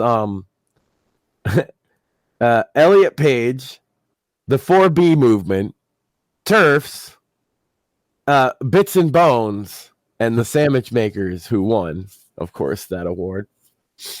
Great stuff. Yeah, no, they do deserve to. Oh yeah, we should post pictures of my script here. It's ridiculous. She just hands this to. It's red ink too. That's like a Hollywood no-no. That's kind of funny. Well, that it's a Hollywood no-no, but it's an RTO. Yes. Yeah, I guess. That's not even going to be a good picture. It's just. I'll get a good picture. Oh, you can get good pictures. Okay. I don't know. For Women's of the Year, though, I was thinking Elliot Page should win Woman of the Year. That was my nominee, actually. I mean, you're not wrong. That dude is definitely a chick, right? Yeah. He'll go back to being a woman once World War III starts. It's weird. I can't believe you guys got Tom Cripple winning the Tom Tom Cruise winning the Cripple Award. Best Cripple of the year. Sam and Mort and Tom Cruise wins. How did that even happen? Y'all say this is a rigged show. I would not have made that the result or the nominations. All right. Oh, we got Doctor of the Year award. And the entire reason that that Tom Cruise even got nominated was because Maxine says that Tom Cruise is short. This is true. He's cripplingly short, so he's Cripple of the Year now. I mean, if two cripples voted for him, then I guess it's fair, but we thought one of you would definitely win it. I didn't know Tom Cruise. Yeah. Tom. That's why we couldn't win it, Max. It was too obvious. Yeah. It had to be Tom Cruise. We had to subvert expectations, damn it. Craig is also thrilled that he has fan art now, apparently. There you go. That's what you get when you make a dumb idea and drunk on New Year's Eve to your wife, and she goes way far with it. Ready? I'm ready for what?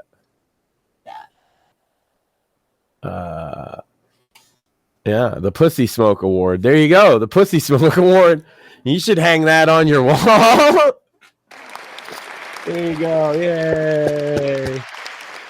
I would. Yeah, I'd hang that up right next to my doctorate degree if I were. That's right. That is the official Tim Award, Pussy Smoke Award. Something to be proud of. I mean, hey, he cracked a major mystery of life. Oh, shit. So besides everything blowing up and people dying in our shitty, half-assed award show that my wife put a bajillion effort into, what else was going on? Well, like I said, I got it all, huh? Yeah, I mean, I will admit, a lot actually happened today, and it's only the first of it's only the first of the year. Well, I guess technically now it's the second, but did you think you'd win all those awards? No, and it's already January 1, and I'm already winning. At the year. That's that's impressive. And like I said, I'm wearing this cool dark Mac hat now. So yeah. Well, it was serious awards. So I wore a tie. Right? You did. Oh. That means they're a big deal.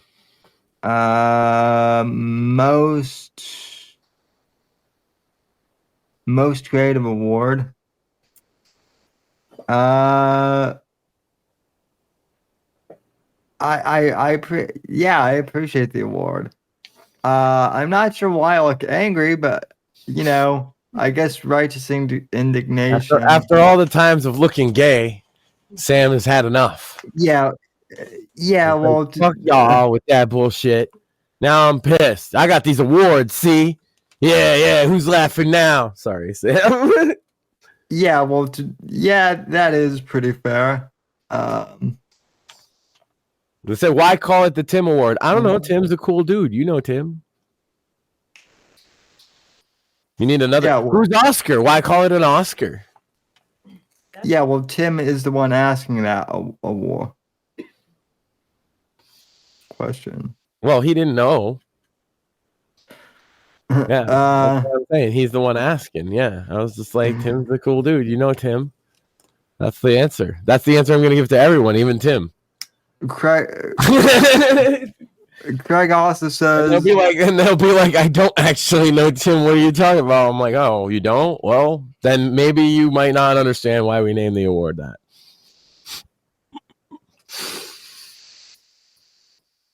Well, also, it's also just very funny because it begs that question, right? And then you ask the question though, why do they name these award shows fucking anything? They're all stupid. ours was actually the least stupid. That's right. I'm like, the reason is because Tim's a cool dude. Yeah. Which he is also. I see no bald people in being. Well, I mean, listen, Craig, our Tim, I'm pretty sure our Tim, Mr. Resisted One here, I believe he has hair. Oh, yeah. Yeah, he's not bald. And he's no also, beanies for him. Well, maybe. And also, he lives where it's cold, so he probably does wear a beanie on occasion, but only because of that.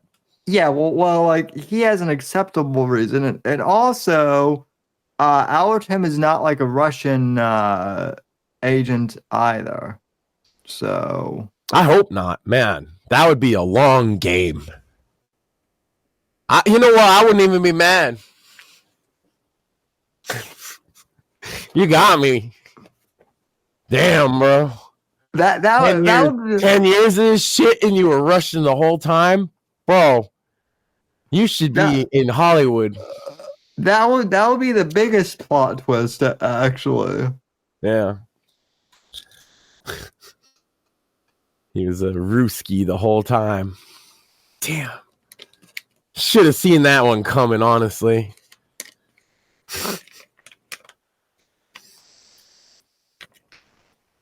Yeah. Even I was accused of being a Russian ass at one point.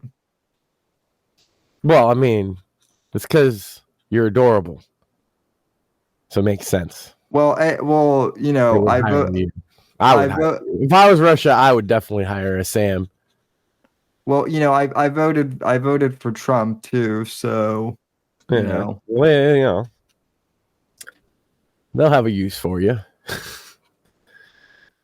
No, it's like Tim Pool's excuse is that he's just too stupid to know he was working for Russia, which I don't know if that is a good excuse or a really bad excuse, right? Which is it? I mean, so you're stupid is your excuse, okay? But then you're stupid. You understand? That's what you said, is that you're just so stupid that you could work for Russia and not know it. Okay. Yeah. Well, okay. I'm not saying I want to put him in jail over it either. I actually just think it's very funny.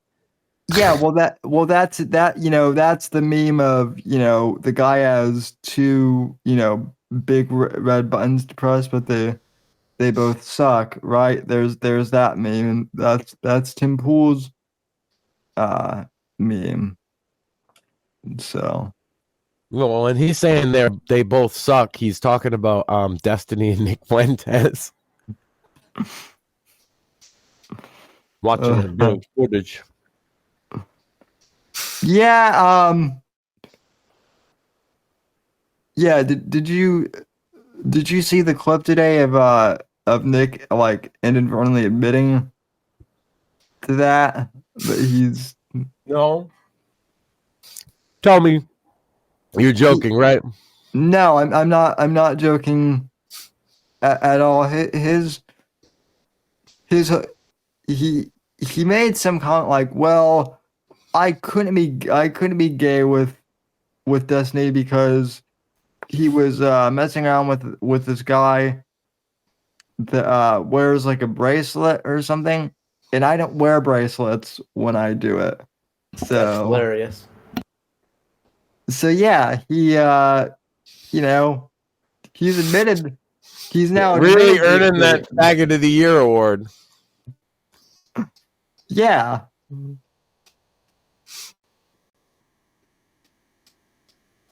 Yeah, totally. Also, I like the fact that he's now crying about censorship on X, but yet he was telling everyone to ban, all of his enemies about a year ago.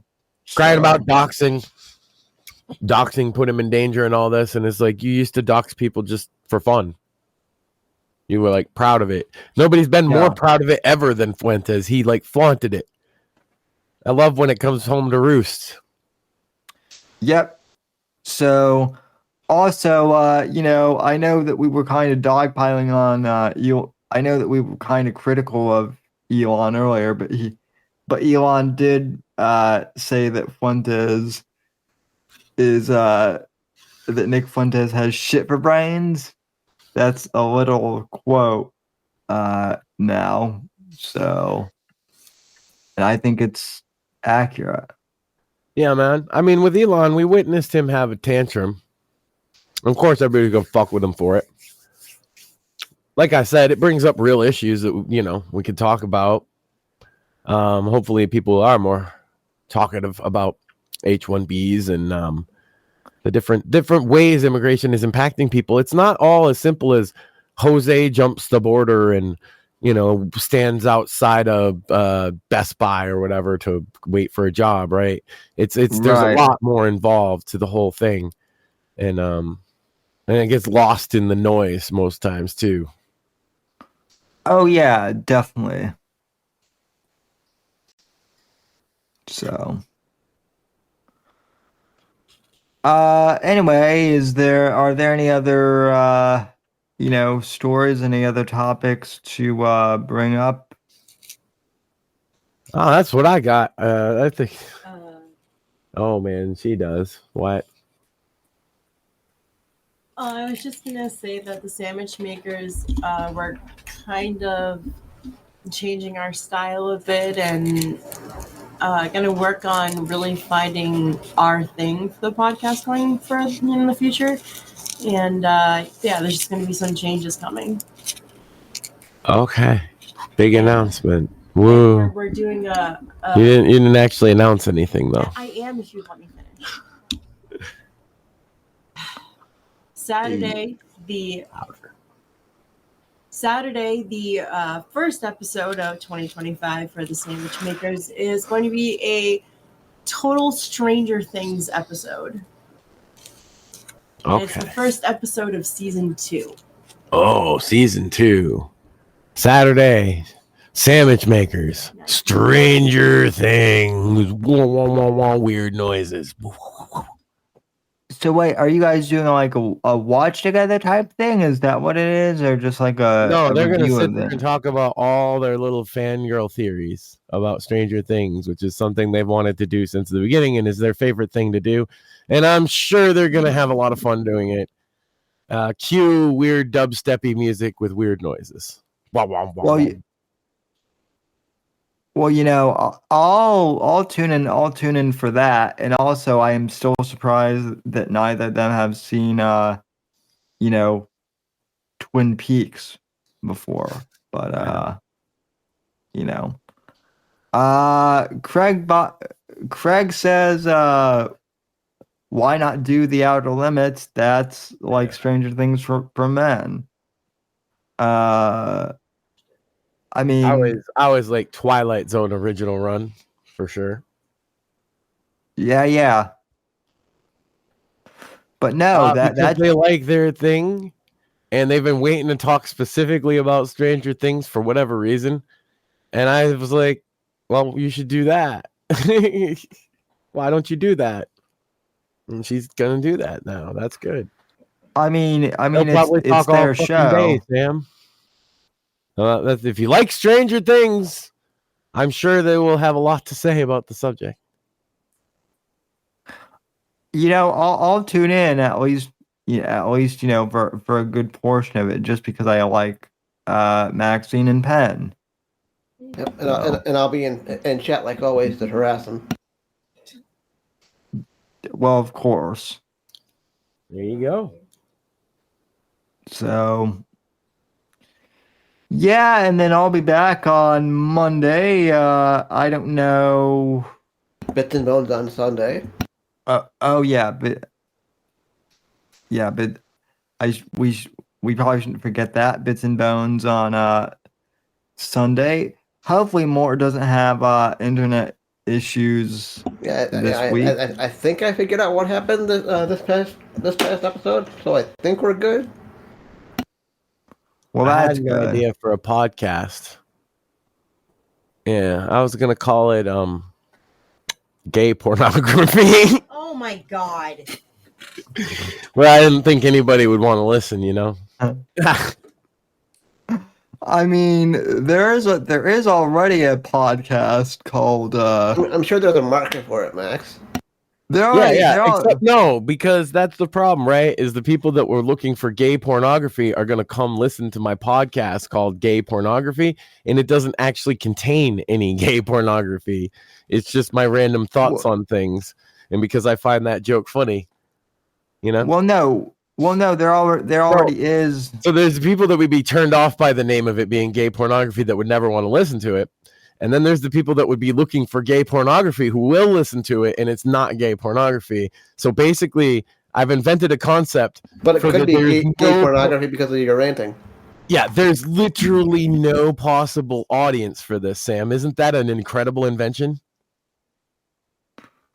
That is. Yeah. Also, though, I was gonna say though, if gay pornography. I was gonna say though, Max, if the podcast, crowd, if they really want to listen to a podcast called Gay Pornography, they should just tune into the Nick Fuentes show. Ooh. That's not okay. That I was looking for a rim shot there. That's not what I was going for, but I definitely need to fix the soundboard for next week. If we continue to an idea use for a podcast, Craig, just an idea called Gay Pornography. Yeah, you asked for a rim shot, you got a rim job for sure. That's fair. Also, tune into the Fake Untitled podcast. Well, see, that's what I got to work against, right? He's got a name of a show called the Fake Untitled Podcast. I have to work really hard to come up with something to beat that, and I came up with Gay Pornography. Yeah, but the Fake Untitled Podcast actually, they basically do what we do here at the Whitfield Report, and they talk current events. And I feel like Gay Pornography should be a podcast about knitting. Just discussing the finer points of knitting. Knitting design.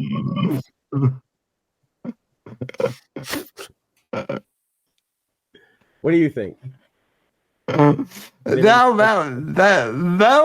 would be the biggest. That would be like the biggest. That would be like the biggest disappointment. A gay guy would be tuning in to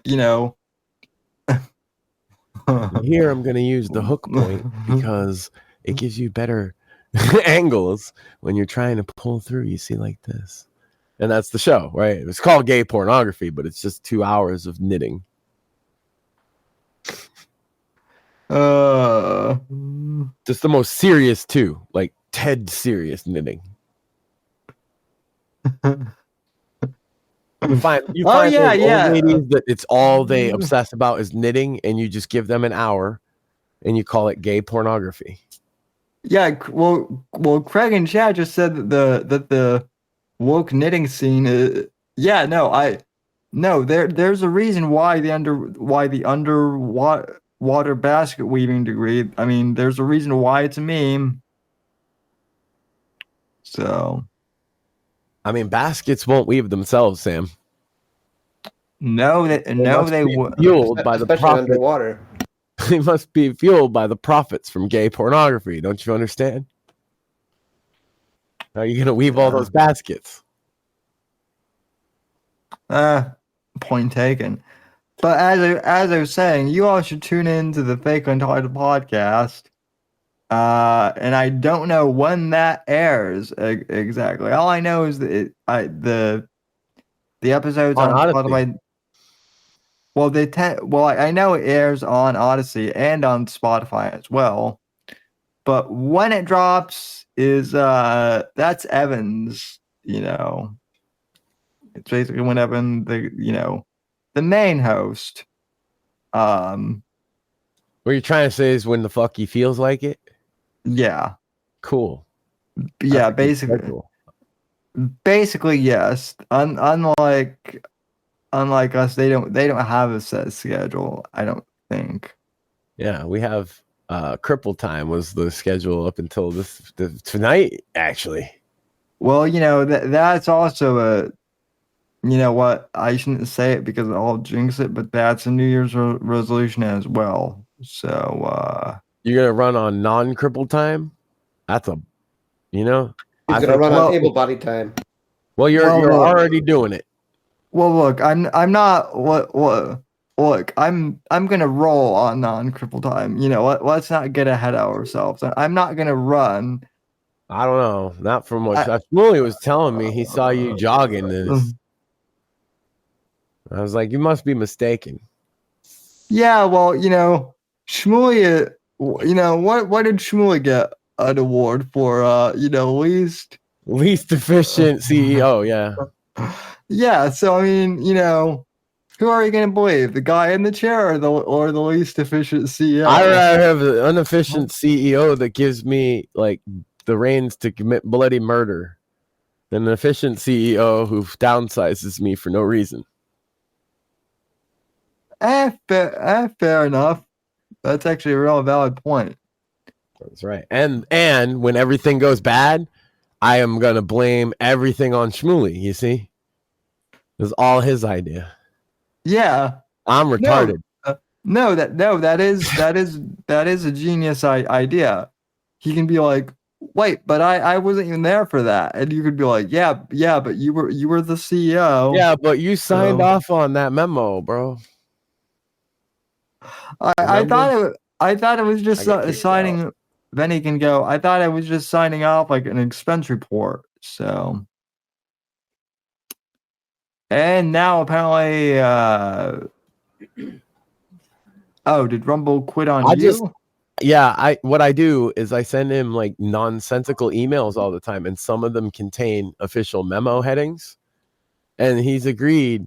Like, don't worry, man. He's agreed to like if like whatever we get into, he's taking full credit for child slave labor, making toys in factories in China, all that stuff.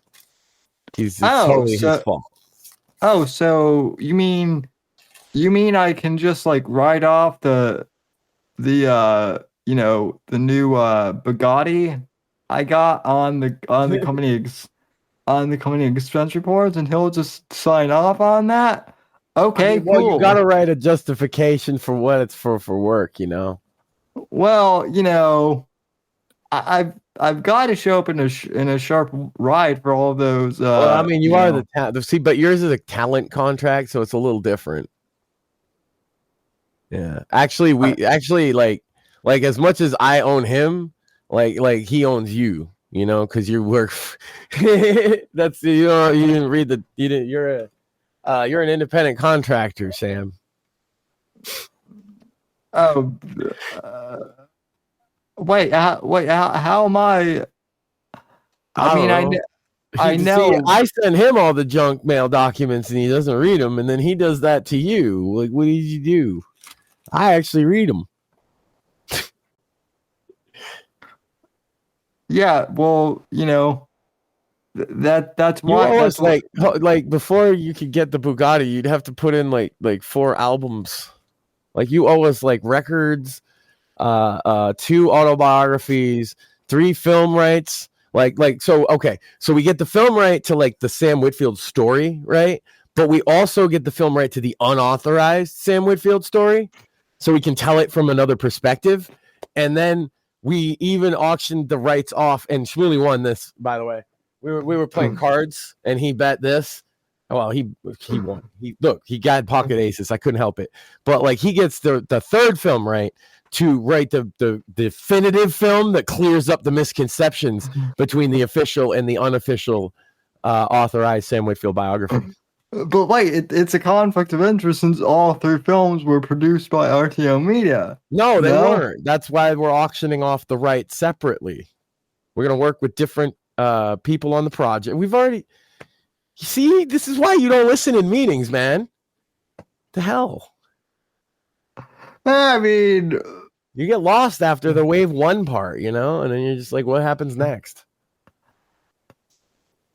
I get it. Shmuley starts talking about synergy and shit, and you haze over. But like, yeah, we went over some pretty fundamental facts there about the licensing rights. Yeah, I mean, you know what? Look, you know, Disney's executives all sloughed that off at meetings, and you know, look how well that turned out. Well, yeah, at least we're not having a Disney meeting. Hey, do you know how uncomfortable it is to be at a Disney meeting, Sam, when Mickey Mouse walks in the room? Yeah. No, because everybody got to be on their best behavior, you know, because Mickey don't play that. You know what I mean? And he's gonna come over and he's gonna be like, "Do you got Mickey's money?" Yeah, no, scary shit. I know he can be intimidating. Yeah. I never met him myself, but I heard stories that Mickey Mouse is a fucking lunatic. Yeah, no, I people are afraid of Suge Knight. Suge Knight's a nice guy. As from my experience, he shakes my hand. He was, I wasn't afraid for Suge Knight. Like, I didn't think he was gonna kill me. Mickey Mouse, though, you never know. Yeah, he's just got that like stare in his eyes, Sam. It's the sneaky bastard you got to worry about. Yep. So, you know, also I guess Diddy is still waiting. Yeah. Oh, and a Christmas album, Sam. Once you get the Christmas album, that'll be all the projects out of the way, and then you'll be in the. Then you'll be in with Black Ink. You know. Well, you know, I already recorded the Chris. I already recorded It's a Crippled Christmas with you know, but more didn't show up to record the duet part. You know. That's right. I'm not sure where I was that day. So, probably sleeping. We're gonna need a full Crippled Christmas. And then you signed on to the one where you're gonna sing the Sinatra standards.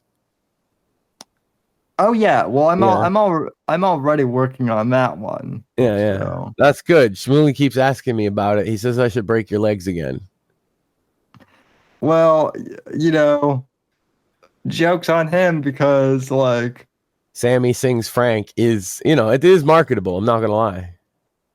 Well, yeah, I mean, I've got the same, you know, there actually are a few photos of me where I'm like looking like Frank Sinatra too. So that's good. Because we just updated it with all the AI shit. So like even when you die, right? We like own your image. You know what I mean? Well, so yeah. Make an AI. Like you'll be cool. Whitfield Report will go on, you know? Yeah, probably. Yeah, we'll just make AI Sam. And we'll have you sell Prime Energy and Lunchleys. And what else? Oh, lotteries for children. Crypto. We gotta have a Sam coin. Oh my god, we need like 2 Sam coins, really. One that we actually are pump and dumping, and the other one that's like we say is a joke that we're gonna pump and dump, but this time we know what we're doing, but really we're just gonna pump and dump again because that's all a meme coin is. Yeah. Well, we actually do need like an experience token too, like an RTO coin. That's right. We can gamify it so the more people watch, they get little like experience points. Yeah. Mm-hmm. Get them good and addicted, you know? Because fuck people's time. You know, that's your currency. Imagine giving a fuck about giving people content. Jesus. No, you're supposed to sell them cheap crap, Sam. Well, you know, we don't sell cheap crap, but we do sell high quality books, all of which are on sale. Speaking of cheap crap, where is the Pussy Smoke shirt there, Max? Yeah, this is kind of what my rant's about, man. It's tough to get distribution on merch. Anyway, that no, we just gotta Sam, just gotta change your image. We gotta get rid of the MAGA hat, right? Because that's divisive. We probably gotta go blonde, just the tips though. Spike them up, and you gotta talk with real and then put color, like maybe blue or pink or something in there. And you're gonna play video games. Talk with the upward inflection. Upward inflection, always, right? Very important. You gotta say, "Hey guys," Can you practice the "Hey guys" for me, Sam? We want to get the AI to get it just right. Hey guys, listen. God made me a bass baritone for a reason, Max. You know it's true too. I know. So, but you got to get the "Hey guys" down, or they won't watch the video. That's what I learned. Hey guys. Hey guys. It's the guys. It goes like What? My other favorite one is like, comment, and subscribe. Like, comment, subscribe. Even the subscribe has the in it. It's the Zoomer It's a generational tick. Yeah, it's retarded. But that's okay, because we're gonna sell these awesome Sam action figures with like optional wheelchair. There actually is unironically a Professor X action figure with like a removable wheelchair that like I had as a kid. So, and now I guess that like they got rid of the Professor X wheelchair figure because you just break the rubber bands out the legs on them old GI Joes, right? And then you got to cripple. That's not very inclusive. Yeah, well, apparently that was offensive or something like that. So yeah, they can't. If you break that little rubber band in them old things, right? They wouldn't be able to use the legs anymore, and they'd be useless. So they'd be crippled. That's how you would do that. Yeah. I know because I accidentally crippled a whole bunch of my GI Joes. Make their legs not work. Like, fuck, man. Now he's gotta be in the fucking infirmary ward, right? Yeah, or you could have gone super dark and being like, now this one is a POW. So just have them crawling across the battlefield. Please help.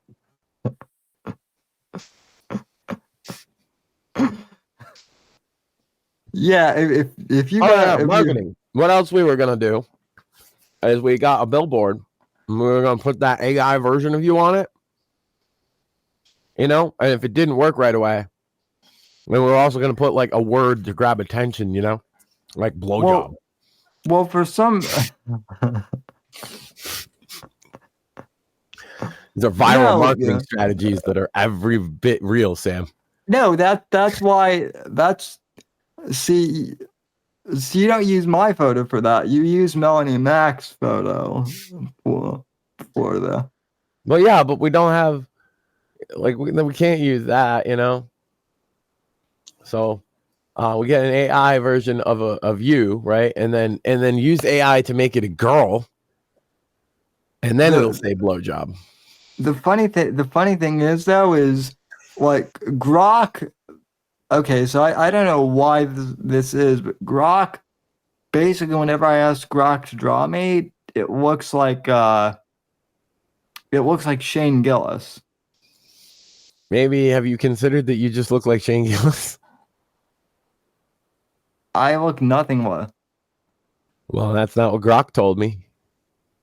Well, yeah, of course.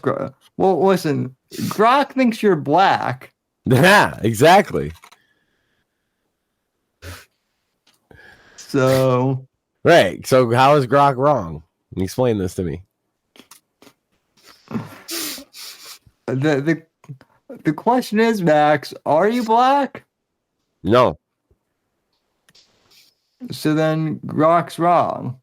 Yeah, but how? I want to know. I'm asking a serious question. Nobody's been able to answer why it thinks I'm black. It doesn't even really bother me. It's just weird.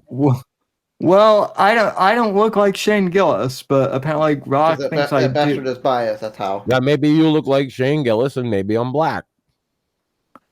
Yeah, but again, these are both questions that we would like to know the answer for. I don't know. I'm told AI is smarter than me, right? Maybe I'm wrong. Maybe, but I doubt it. So, well, what kind of evidence do you have to prove that, that Twitter is wrong?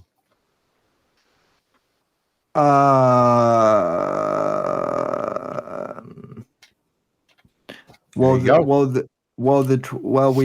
did have the Twitter files, which prove that they wrong. But Twitter files ain't grok. Yeah, no, that's true. I'm saying the claim is that you look like Shane Gillis and that I'm black. And what evidence do we have to the contrary of that? What evidence do you have that you don't look like Shane Gillis? Who's Shane Gillis? His face. Yeah, the fact that my actual photo is up on. Yeah. But that doesn't prove that I'm not black either. So clearly the face isn't enough anymore. So then what? I mean, maybe you look like Shane Gillis in your heart. Okay, maybe that's what grok is representing. Shane Gillis isn't even like he's not like a Shane Gillis. I like him, but I don't know. I like Shane Gillis, but he's not even in my top 5 comedians. So. Oh, comedian. Okay. Phew. I had no idea who that is. Yeah, he's like a comedian and podcaster and yeah. So, anywho, you do look like him then. No. You know who I look like? I look like Sam Whitfield. That's who I look like. That's true. That is true. Anyway, I think that just about does it for tonight's show. Unless you guys have anything else. I'm gonna give the award for best award show to the Tim Awards. Thanks, everybody. I think we can actually all agree on that. The Tim Awards is the least, it's the best award show, the least pretentious. So we should do the Tim Awards every year. Sponsored by sponsored by American Pulp Adventures. So, ladies and gentlemen, if you would like to buy any books from American Pulp Adventures, you can follow the link to my Amazon page in the description, which will also be available on Spotify. And thanks, everyone, for a great 2024. We're looking forward to, a great 2025. And I'll be back on Monday. Sandwich Makers on Saturday and Bits and Bones on Sunday. Yay. Thanks for tuning in and have a great night, folks. Take care. The right to offend is not some pesky little part of freedom of speech that we have to put up with. It is the heart and soul and lungs of freedom of speech.